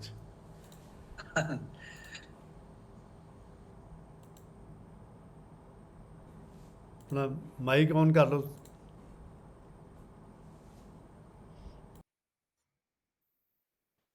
ऑन है जी? हाँ जी। मैं हैरान हाँ कि खूबसूरत वादियां च वसन वाले लोग पहला जम्मू तो फिर शिमले तो ये होमवर्क करके आए। ਅਸੀਂ ਮੈਦਾਨੀ ਬੰਦੇ ਭੱਜੇ ਹੋਰ ਕੰਮ ਕਰਦੇ ਆ ਕੇ ਬਹਿ ਗਏ ਟੀਵੀ ਅੱਗੇ। ਇਹਨਾਂ ਨੇ ਜੋ ਮਾਲੂਮਾਤੀ ਇਨਫੋਰਮੇਟਿਵ ਟਾਕ ਜੋ ਕੀਤੀ ਹੈ, ਉਹ ਕਈ ਗੱਲਾਂ ਦਾ ਨਹੀਂ ਵੀ ਸੀ ਪਤਾ, ਉਹ ਪਤਾ ਚੱਲੀਆਂ। ਤੁਸੀਂ ਬਹੁਤ ਅੱਛਾ ਕੀਤਾ ਜੋ ਇਹਨਾਂ ਦੀ ਸ਼ਮੂਲੀਅਤ ਜਾਂ ਇਹਨਾਂ ਨੂੰ ਸ਼ਾਮਿਲ ਕੀਤਾ। ਬਹੁਤ ਅੱਛਾ ਬੋਲੇ ਭਾਜੀ ਜੰਮੂ ਵਾਲੇ ਵੀ, ਔਰ ਭਾਜੀ ਸ਼ਿਮਲੇ ਤੋਂ ਨੇ ਸਰਦਾਰ ਜਗਮੋਹਨ ਸਿੰਘ ਜੀ। ਕਿਆ ਬਾਤ ਹੈ। ਠੰਡੀਆਂ ਵਾਦੀਆਂ ਵਿੱਚ ਰਹਿ ਕੇ ਠੰਡਾ ਸਹਿਜ ਸੋਚਿਆ ਜਾ ਸਕਦਾ, ਤੇ ਪੰਜਾਬ ਬੜਾ ਗਰਮ ਹੈ ਤੇ ਸਖਤ ਦੌਰ ਚੋਂ ਗੁਜ਼ਰਿਆ। ਸਾਡੇ ਲਈ ਉਧਰੋਂ ਕੋਈ ਠੰਡੀ ਹਵਾ ਦਾ ਝੋਂਕਾ ਭੇਜ ਦਿਆ ਕਰੋ ਇਦਾਂ।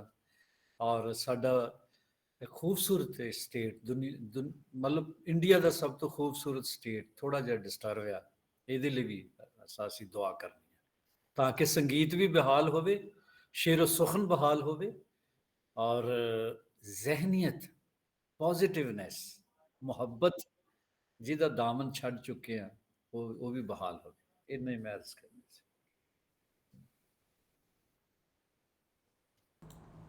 ਸਰ ਜਗਮੋਹਨ ਸਿੰਘ ਬਾਰੇ ਮੈਂ ਇੱਕ ਗੱਲ ਸਾਂਝੀ ਕਰਨੀ ਚਾਹੁੰਦਾ ਕਿ ਅਕਸਰ ਲੋਕ ਸ਼ਿਮਲੇ ਜਾਂਦੇ ਆ ਗਰਮੀਆਂ ਦੇ ਵਿੱਚ ਅਤੇ ਰਿੱਝ 'ਤੇ ਜਾ ਕੇ ਉੱਥੇ ਫੋਟੋ ਖਿਚਾ ਕੇ ਆ ਜਾਂਦੇ ਆ। ਅਤੇ ਪਿੱਛੇ ਜੇ ਮੈਨੂੰ ਉਹ ਜਿਹੜੀ ਇੰਸਟੀਚਿਊਟ ਹੈ, ਰਿਸਰਚ ਇੰਸਟੀਚਿਊਟ ਆਲ ਇੰਡੀਆ, ਉੱਥੇ ਜਾਣ ਦਾ ਮੌਕਾ ਮਿਲਿਆ ਅਤੇ ਮੈਨੂੰ ਜਗਮੋਹਨ ਸਿੰਘ ਜੀ ਮਿਲੇ ਅਤੇ ਮੈਂ ਇਹਨਾਂ ਨੂੰ ਕਿਹਾ ਕਿ ਮੈਨੂੰ ਸ਼ਿਮਲਾ ਦਿਖਾ ਲਓ।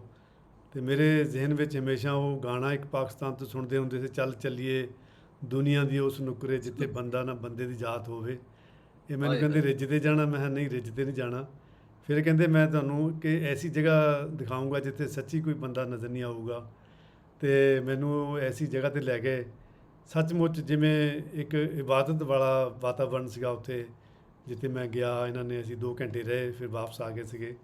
ਅਤੇ ਮੈਂ ਤੁਹਾਨੂੰ ਸਾਰਿਆਂ ਨੂੰ ਹੀ ਬੇਨਤੀ ਕਰੂੰਗਾ ਕਿ ਅਗਰ ਤੁਸੀਂ ਕਦੇ ਸ਼ਿਮਲੇ ਜਾਓ ਅਤੇ ਤੁਸੀਂ ਜਗਮੋਹਨ ਸਿੰਘ ਨਾਲ ਮਿਲ ਕੇ ਅਤੇ ਉਹ ਜਗ੍ਹਾਵਾਂ ਸ਼ਿਮਲੇ ਦੀਆਂ ਜਿਹੜਾ ਸਾਨੂੰ ਨਹੀਂ ਪਤਾ ਉਹ ਜ਼ਰੂਰ ਤੁਸੀਂ ਦੇਖ ਸਕਦੇ ਆ।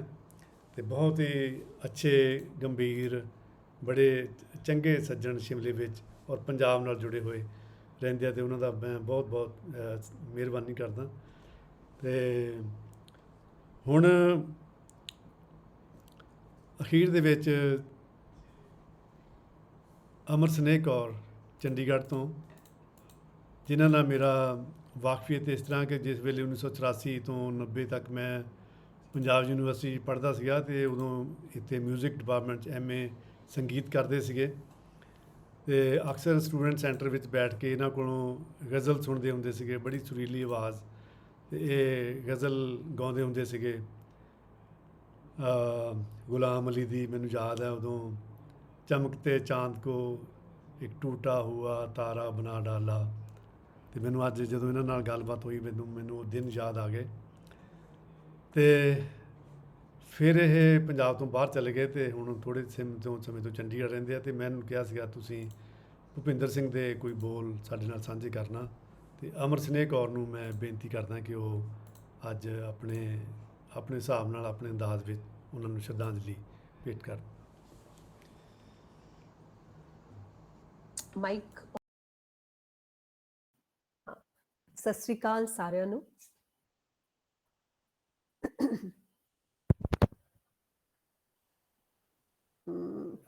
ਪਹਿਲਾਂ ਤਾਂ ਮੈਂ ਅਵਤਾਰ ਦਾ ਬਹੁਤ ਕਿ ਮੈਨੂੰ ਨਹੀਂ ਸੀ ਪਤਾ ਕਿ ਜਿਸ ਪੈਨਲ ਤੇ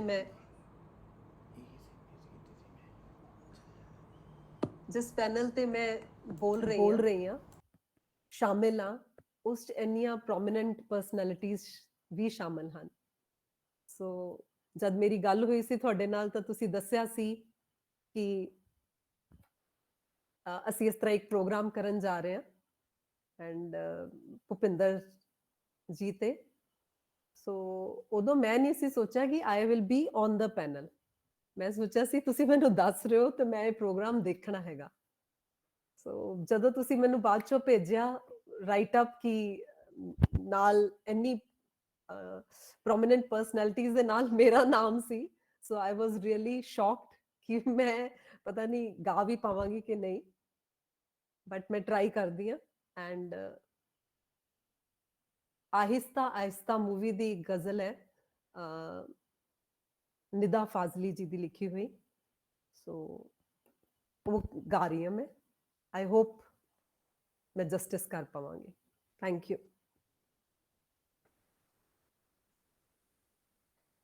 कभी किसी को मुकम्मल जहां नहीं मिलता,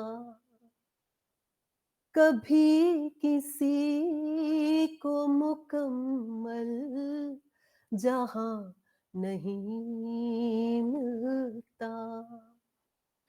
कहीं ज़मीं तो कहीं आसमां नहीं मिलता।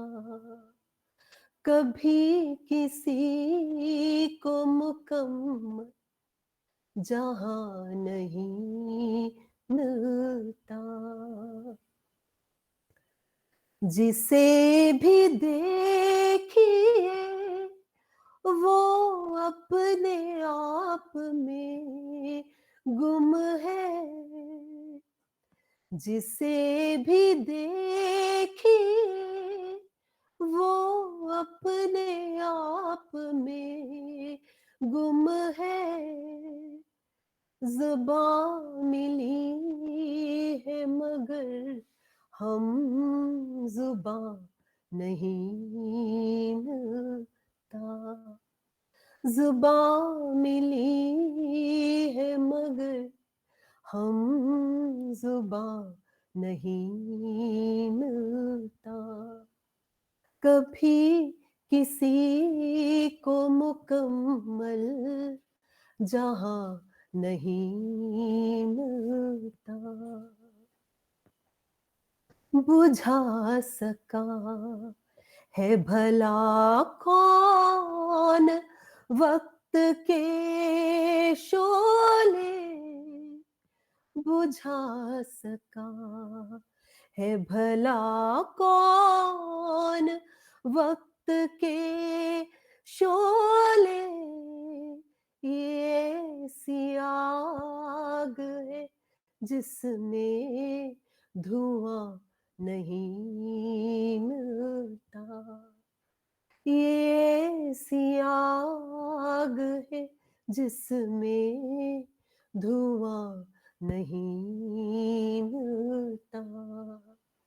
कभी किसी को मुकम्मल जहां नहीं मिलता। तेरे जहान में ऐसा नहीं कि प्यार ना हो। तेरे जहान में ऐसा नहीं कि प्यार ना हो। जहां उम्मीद हो इसकी वहां नहीं मिलता। जहां उम्मीद हो इसकी वहां नहीं मिलता। कभी किसी को मुकम्मल जहां नहीं मिलता। कहीं ज़मीं तो कहीं आस नहीं मिलता। Thank you so much, Avtar. Thank you so much for making me part of this Shraddhanjali Samagam. Thank you so much. भाई को बहुत ਮਿਹਰਬਾਨੀ ਅਮਰ ਸਨੇਹ ਤੇ ਸਾਰੇ ਸੱਜਣਾਂ ਨੇ ਜਿਨ੍ਹਾਂ ਨੇ ਵੀ ਅੱਜ ਸਮਾਂ ਕੱਢਿਆ ਦੇਖਣ ਲਈ ਵੀ ਤੇ ਇਸ ਸਮਾਗਮ ਵਿੱਚ ਸ਼ਰਧਾਂਜਲੀ ਭੇਟ ਕਰਨ ਲਈ ਤੇ ਮੈਂ ਸਾਰਿਆਂ ਦਾ ਹੀ ਬਹੁਤ ਬਹੁਤ ਧੰਨਵਾਦ ਕਰਦਾ। ਤੇ ਮੈਂ ਹੰਸਰਾਜ ਹੰਸ ਜੀ ਨੂੰ ਤੇ ਪਾਤਰ ਸਾਹਿਬ ਨੂੰ ਇੱਕ ਬੇਨਤੀ ਕਰਨੀ ਚਾਹੁੰਦਾ, ਜੇ ਹੋ ਸਕੇ ਕਿ ਅਸੀਂ ਜੇ ਪੰਜਾਬੀ ਹਾਂ ਤਾਂ ਜਿਵੇਂ ਸਾਡੇ ਜਿਹੜੇ ਅੰਗ ਹੁੰਦੇ ਆ ਉਹਦੇ ਉੱਤੇ ਕਿਤੇ ਕੋਈ ਚੁੰਡੀ ਵੱਢੇ, ਕਿਤੇ ਕੀੜੀ ਲੜੇ ਜਾਂ ਕੁਛ ਹੋਵੇ ਤਾਂ ਸਾਨੂੰ ਤਕਲੀਫ ਹੁੰਦੀ ਆ। ਉਹ ਤਕਲੀਫ ਸਬੂਤ ਹੈ ਵੀ ਉਹ ਅੰਗ ਆਪਣਾ ਆ। ਇਸ ਤਰ੍ਹਾਂ ਇਹ ਜਿਹੜਾ ਪੰਜਾਬ ਹੈ ਅਸੀਂ ਇਹਦਾ ਅੰਗ ਆ ਜਾਂ ਇਹ ਸਾਡਾ ਅੰਗ ਆ, ਅਤੇ ਉਹ ਤਕਲੀਫ ਉਸ ਅੰਗ ਦਾ ਸਬੂਤ ਹੁੰਦੀ ਆ। ਅਤੇ ਮੈਂ ਸਮਝਦਾ ਵੀ ਕੋਈ ਚੰਗੀ ਕਵਿਤਾ ਲਿਖਦਾ ਹੈ, ਕੋਈ ਚੰਗਾ ਗੀਤ ਗਾਉਂਦਾ ਹੈ, ਕੋਈ ਚੰਗਾ ਸੋਚਦਾ ਆ, ਉਹਦਾ ਸਾਡੇ 'ਤੇ ਰਿਣ ਹੈਗਾ। ਅਤੇ ਉਹ ਰਿਣ ਉਤਾਰਨਾ ਜਿਵੇਂ ਸਾਡੇ ਸ਼ਾਸਤਰਾਂ ਵਿੱਚ ਪੰਚ ਰਿਣ ਕਿਹਾ ਜਾਂਦਾ, ਅਤੇ ਮੈਂ ਸਮਝਦਾ ਵੀ ਸਾਡੇ 'ਤੇ ਭੁਪਿੰਦਰ ਸਿੰਘ ਦਾ ਇੱਕ ਰਿਣ ਹੈਗਾ।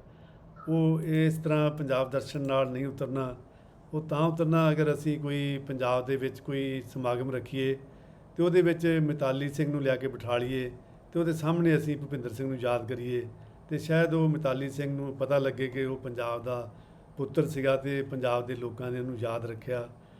ਤੇ ਇਹ ਮੇਰਾ ਖਿਆਲ ਇਹ ਜ਼ਰੂਰੀ ਆ, ਜੇ ਅਸੀਂ ਨਹੀਂ ਕਰਾਂਗੇ ਤੇ ਅਸੀਂ ਕਿਸੇ ਨਾ ਕਿਸੇ ਦੇ ਦੇਣਦਾਰ ਹੋਵਾਂਗੇ। ਤੇ ਤੁਸੀਂ ਰਲ ਕੇ ਕਰ ਸਕਦੇ ਆ ਇਸ ਤਰ੍ਹਾਂ ਦਾ ਕੋਈ ਸਮਾਗਮ, ਤੇ ਮੇਰੀ ਇਹ ਸੁਜੈਸ਼ਨ ਹੈ ਵੀ ਇਸ ਤਰ੍ਹਾਂ ਹੋ ਸਕੇ। ਤੇ ਪਾਤਰ ਸਾਹਿਬ ਕੁਝ ਕਹਿਣਾ ਚਾਹੁੰਦੇ ਆ? ਹਾਂਜੀ, ਸੋ ਪਹਿਲਾਂ ਤਾਂ ਇੱਕ ਵਾਰੀ ਫੇਰ ਸ਼ੁਕਰੀਆ ਤੁਹਾਡਾ, ਸਾਨੂੰ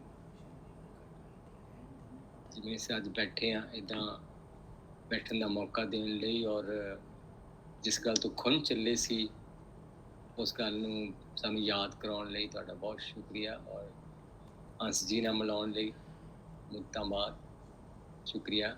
ਔਰ ਨਵੇਂ ਚਿਹਰੇ ਜਿਹਨਾਂ ਨੂੰ ਪਹਿਲੀ ਵਾਰ ਦੇਖ ਰਹੇ ਹਾਂ, ਜਗਮੋਹਨ ਸਿੰਘ ਜੀ, ਹਰਦੇਵ ਸਿੰਘ ਜੀ, ਅੰਮ੍ਰਿਤ ਸਨੇਹ ਜੀ, ਤੋਂ ਬਹੁਤ ਸ਼ੁਕਰਗੁਜ਼ਾਰ ਹਾਂ। ਤੁਹਾਨੂੰ ਸਾਰਿਆਂ ਨੂੰ ਸੁਣ ਕੇ ਬਹੁਤ ਚੰਗਾ ਲੱਗਾ। ਬੜੀਆਂ ਨਵੀਆਂ ਗੱਲਾਂ, ਜਿਸ ਤਰ੍ਹਾਂ ਹੰਸ ਜੀ ਨੇ ਕਿਹਾ ਕਿ ਇਹਨਾਂ ਦਾ ਨਹੀਂ ਸੀ ਪਤਾ, ਉਹ ਪਤਾ ਲੱਗਿਆ। ਔਰ ਉਪਕਾਰ ਨੂੰ ਵੀ ਬੜੇ ਦਿਨਾਂ ਬਾਅਦ ਦੇਖ ਰਿਹਾ, ਤੁਹਾਡੀ ਮਾਰਫਤ ਦੇਖ ਰਿਹਾ। ਔਰ ਤੁਹਾਡੀ ਗੱਲ ਬਿਲਕੁਲ ਠੀਕ ਹੈ, ਆਪਾਂ ਉਹ ਜ਼ਰੂਰ, ਮੈਂ ਉਸ ਦਿਨ ਵੀ ਤੁਹਾਡੀ ਗੱਲ ਇਹੋ ਬੀਜੀ ਗਈ ਸੀ ਦਿਲ 'ਚ, ਉਹ ਜ਼ਰੂਰ ਉੱਗੂਗੀ ਇਹੋ ਗੱਲ, ਤੇ ਇਹਨੂੰ ਆਪਾਂ ਸਿਰੇ ਚਾੜਦੇ ਆ ਮਿਲ ਕੇ ਨਾ। ਤਾਂ ਮੈਂ ਪੂਰੀ ਸਲਾਹ ਕਰ ਲਾਂਗੇ ਆਪਾਂ, ਬੇਸ਼ੱਕ ਚੰਡੀਗੜ੍ਹ ਕਰ ਸਕਦੇ ਫੰਕਸ਼ਨ ਕਿਤੇ ਵੀ।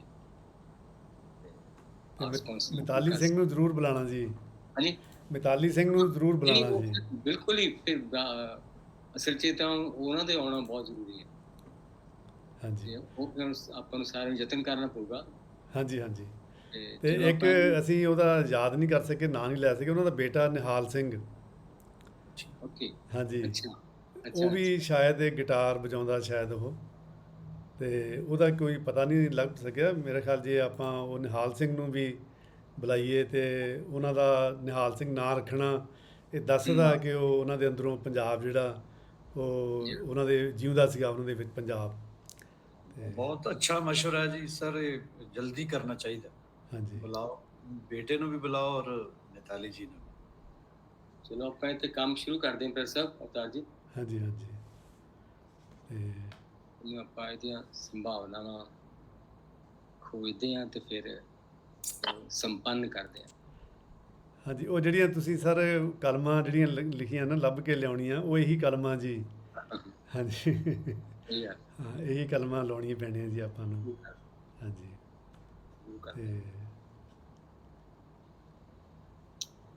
ਚਲੋ ਜੀ, ਬਹੁਤ ਬਹੁਤ ਮਿਹਰਬਾਨੀ। ਆਪਣੇ ਹਾਂਜੀ ਇੱਕ ਸਿੰਘ ਜੀ ਕੁਝ ਕਹਿਣਾ ਚਾਹੁੰਦੇ? ਨਹੀਂ, ਹਾਂਜੀ ਹਾਂ, ਮੈਂ ਇੱਕ ਛੋਟੀ ਜਿਹੀ ਗੱਲ ਕਹਿਣਾ ਚਾਹੁੰਦਾ ਸੀਗਾ, ਹਾਂਜੀ ਹਾਂਜੀ ਜਿਹੜੀ ਰਹਿ ਗਈ, ਕਿ ਬਈ ਤੁਹਾਡਾ ਸੁਝਾਅ ਬਹੁਤ ਚੰਗਾ ਹੈ।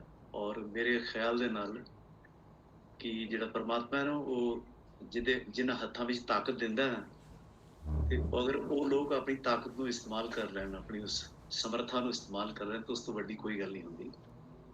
ਹੰਸ ਜੀ ਬੈਠੇ ਨੇ, ਪਾਤਰ ਸਾਹਿਬ ਬੈਠੇ ਨੇ, ਤੁਹਾਡਾ ਸੁਝਾਅ ਅਗਰ ਕੋਈ ਸਿਰੇ ਚੜ੍ਹ ਸਕਦਾ ਛੇਤੀ, ਤੇ ਮੇਰੇ ਖਿਆਲ ਦੋਹੇ ਸੱਜਣ ਜਿਹੜੇ ਨੇ ਬਹੁਤ ਛੇਤੀ ਚੜ੍ਹ ਸਕਦੇ। ਔਰ ਤੁਸੀਂ ਜਿਨ੍ਹਾਂ ਦੇ ਵਾਸਤੇ ਅਸੀਂ ਇਕੱਠੇ ਹੋਏ ਹਾਂ, ਉਹਨਾਂ ਦੇ ਉੱਪਰ ਜਿਹੜਾ ਐਤਮਾਦ ਹੈ ਸਾਡਾ, ਉਹਨਾਂ ਦੇ ਉੱਪਰ ਜਿਹੜਾ ਉਹਨਾਂ ਦੇ ਨਾਲ ਜਿਨ੍ਹਾਂ ਨੇ ਕੰਮ ਕੀਤਾ, ਉਹਨਾਂ ਨੇ ਜੋ ਐਤਮਾਦ ਕੀਤਾ।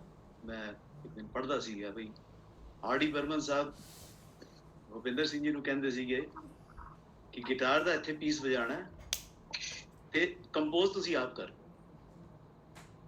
ਐਜ਼ ਏ ਮਿਊਜ਼ਿਕ ਡਾਇਰੈਕਟਰ ਕਿਸੇ ਸਾਜਿੰਦੇ ਨੂੰ ਇਹ ਕਹਿਣਾ ਕਿ ਬਈ ਇੱਥੇ ਗਿਟਾਰ ਦਾ ਕੋਈ ਪੀਸ ਹੋਣਾ ਚਾਹੀਦਾ, ਔਰ ਹੋਣਾ ਕੀ ਚਾਹੀਦਾ ਤੁਸੀਂ ਡਿਸਾਈਡ ਕਰੋ। ਵਾਹ, ਤੇ ਇਹ ਬਹੁਤ ਵੱਡੀ ਗੱਲ ਸੀ, ਬੜੀ ਵੱਡੀ ਤਾਕਤ ਸੀ ਉਹਨਾਂ ਦੀ, ਜਿਹਨਾਂ ਦਾ ਇਸਤੇਮਾਲ ਕਰਕੇ ਅੱਜ ਸਾਡੇ ਸਾਰਿਆਂ ਦੇ ਦਿਲਾਂ 'ਚ ਰਾਜ ਕਰ ਰਹੇ। ਮੇਰੀ ਅਵਤਾਰ ਸਿੰਘ ਜੀ ਦੀ ਕਹੀ ਜਿਹੜੀ ਗੱਲ ਹੈ, ਉਹਦੇ ਉੱਪਰ ਅਗਰ ਪਾਤਰ ਸਾਹਿਬ ਤੇ ਹੰਸ ਜੀ ਅਗਰ ਥੋੜੀ ਜਿਹੀ ਹੋਰ ਸੰਜੀਦਗੀ ਨਾਲ ਲੈਣ, ਤੇ ਇਹ ਇੱਕ ਯਾਦਗਾਰ ਪ੍ਰੋਗਰਾਮ ਜਿਹੜਾ ਸਾਡਾ ਫਰਜ਼ ਵੀ ਬਣਦਾ, ਇਹ ਅਸੀਂ ਸਿਰੇ ਚਾੜ ਸਕਦੇ। ਬਸ ਮੈਂ ਇਹ ਸ਼ਬਦ ਬਿਲਕੁਲ ਸਹੀ। ਹਾਂਜੀ, ਤੁਸੀਂ ਕੁਝ ਕਹਿਣਾ ਜੀ? ਬਸ ਜੀ, ਆਮੀਨ। ਠੀਕ ਹੈ ਆਮੀਨ ਔਰ ਹੁਕਮ ਦੀ ਤਾਵੀਲ ਹੋਏਗੀ ਜਲਦੀ ਤੇ ਸਾਡਾ ਸਾਰਾ ਆਮੀਨ ਸਾਂਝਾ ਆਮੀਨ ਕੰਮ ਜਲਦੀ ਚੰਡੀਗੜ੍ਹ ਹੋ ਜਾਏ ਜਿੱਥੇ ਵੀ ਤੁਸੀਂ ਮੁਨਾਸਬ ਸਮਝੋ। ਹਾਂ ਚਲੋ ਇਹ ਆਪਾਂ ਥੋੜੇ ਦੀ ਜਿਹੜੀ ਕੀ ਕਹਿੰਦੇ ਹੁੰਦੇ ਆ ਕਿ ਇਹਦੀ ਸਾਰੀ ਆਪਾਂ ਤਰਤੀਬ ਕੰਮਾਂ ਦੀ ਰੂਪਰੇਖਾ ਬਣਾ ਲੈਂਦੇ ਆ ਜੀ ਔਰ ਕਿੱਥੋਂ ਸ਼ੁਰੂ ਕਰਨਾ ਆਪਾਂ ਇਹਨੂੰ ਸਲਾਹ ਕਰ ਲੈਂਦੇ ਸਾਰੇ। ਜੀ ਬਹੁਤ ਮਿਹਰਬਾਨੀ sir. Thank you so much Avtar. ਸਾਰਿਆਂ ਨੂੰ ਬਹੁਤ ਬਹੁਤ ਧੰਨਵਾਦ ਕਿ ਤੁਸੀਂ ਮੈਨੂੰ ਸੁਣਿਆ। Thank you so much. Thank ਬਹੁਤ ਯੂ। ਮਿਹਰਬਾਨੀ। ਹਾਂਜੀ ਸਰ ਉਪਕਾਰ ਸਿੰਘ ਜੀ ਹੈਗੇ ਹਲੇ ਨਾਲ ਜੀ ਆਪਣੇ? ਹਾਂਜੀ ਹਾਂਜੀ ਹਾਂਜੀ ਹਾਂਜੀ ਬਿਲਕੁਲ ਜੀ। ਹਾਂ ਹਾਂਜੀ ਸਰ ਤੁਸੀਂ ਵੀ ਕੁਛ ਅਖੀਰ 'ਚ ਕੋਈ ਗੱਲ ਕਹਿਣੀ ਰਹਿ ਨਾ ਜਾਵੇ ਜੀ ਕੋਈ ਮਨ ਮੈਂ ਵਿੱਚ। ਜੀ ਮੈਂ ਤਾਂ ਸ਼ਾਇਦ ਮੈਂ ਸੁਣ ਵੀ ਨਹੀਂ ਸਕਿਆ ਚੰਗੀ ਤਰ੍ਹਾਂ, ਮੈਨੂੰ ਲੱਗਦਾ ਜਿੱਦਾਂ ਸੁਣਨਾ ਚਾਹੀਦਾ ਸੀ। ਕੋਸ਼ਿਸ਼ ਕੀਤੀ ਹੈ ਸੁਣਨ ਦੀ, ਜੋ ਆਪਾਂ ਵੱਡੀਆਂ ਵਡਮੁੱਲੀਆਂ ਗੱਲਾਂ ਸਾਂਝੀਆਂ ਹੋਈਆਂ ਨੇ ਇੱਥੇ। ਸੋ ਬਸ ਮੈਂ ਤਾਂ ਇਹੀ ਆਖਾਂਗਾ ਜੀ ਕਿ ਔਰ ਮੇਰੀਆਂ ਵੀ ਦੁਆਵਾਂ ਨੇ ਕਿ ਤੁਸੀਂ ਜਿਹੜਾ ਪ੍ਰੋਗਰਾਮ ਉਲੀਕਣ ਦਾ ਸੁਝਾਅ ਦਿੱਤਾ ਆ ਉਹ ਪੂਰਾ ਹੋਵੇ ਉਹ। ਤੇ ਚਲੋ ਤੁਹਾਨੂੰ ਵੀ ਬੇਨਤੀ ਹੈ ਜੀ ਤੁਸੀਂ ਹੁਣ ਛੱਡ ਕੇ ਕੈਨੇਡਾ ਆ ਜਾਓ। ਪੰਜਾਬ ਵਿੱਚ ਤੁਹਾਡੀ ਇੱਥੇ ਬਹੁਤ ਜ਼ਿਆਦਾ ਲੋੜ ਆ, ਉੱਥੇ ਨਹੀਂ ਲੋੜ ਜ਼ਿਆਦਾ ਤੁਹਾਡੀ। ਹਾਂਜੀ ਚਲੋ ਇਹਦੇ ਬਾਰੇ ਵੀ ਅਰਦਾਸ। ਆ ਹੁਣ ਅਕਤੂਬਰ ਨਵੰਬਰ ਮਹੀਨੇ ਆਉਣਗੇ ਨਾ, ਹਾਂਜੀ ਮੌਤਦਿਲ ਮੌਸਮ, ਤੇ ਉਦੋਂ ਇਹਨਾਂ ਨੂੰ ਕਹਾਂਗੇ ਹੁਣ ਤੁਸੀਂ ਕਿਆ ਬਾਤ। ਠੀਕ ਹੈ ਜੀ ਠੀਕ ਹੈ ਜੀ ਇਨਸ਼ਾਅੱਲਾ। ਬਹੁਤ ਮਿਹਰਬਾਨੀ ਜੀ। ਜੀ ਜ਼ਰੂਰ। ਲਓ ਜੀ ਅਖੀਰ ਦੇ ਵਿੱਚ ਆਪਣੇ ਅੱਜ ਸਾਰੇ ਸੱਜਣਾਂ ਦਾ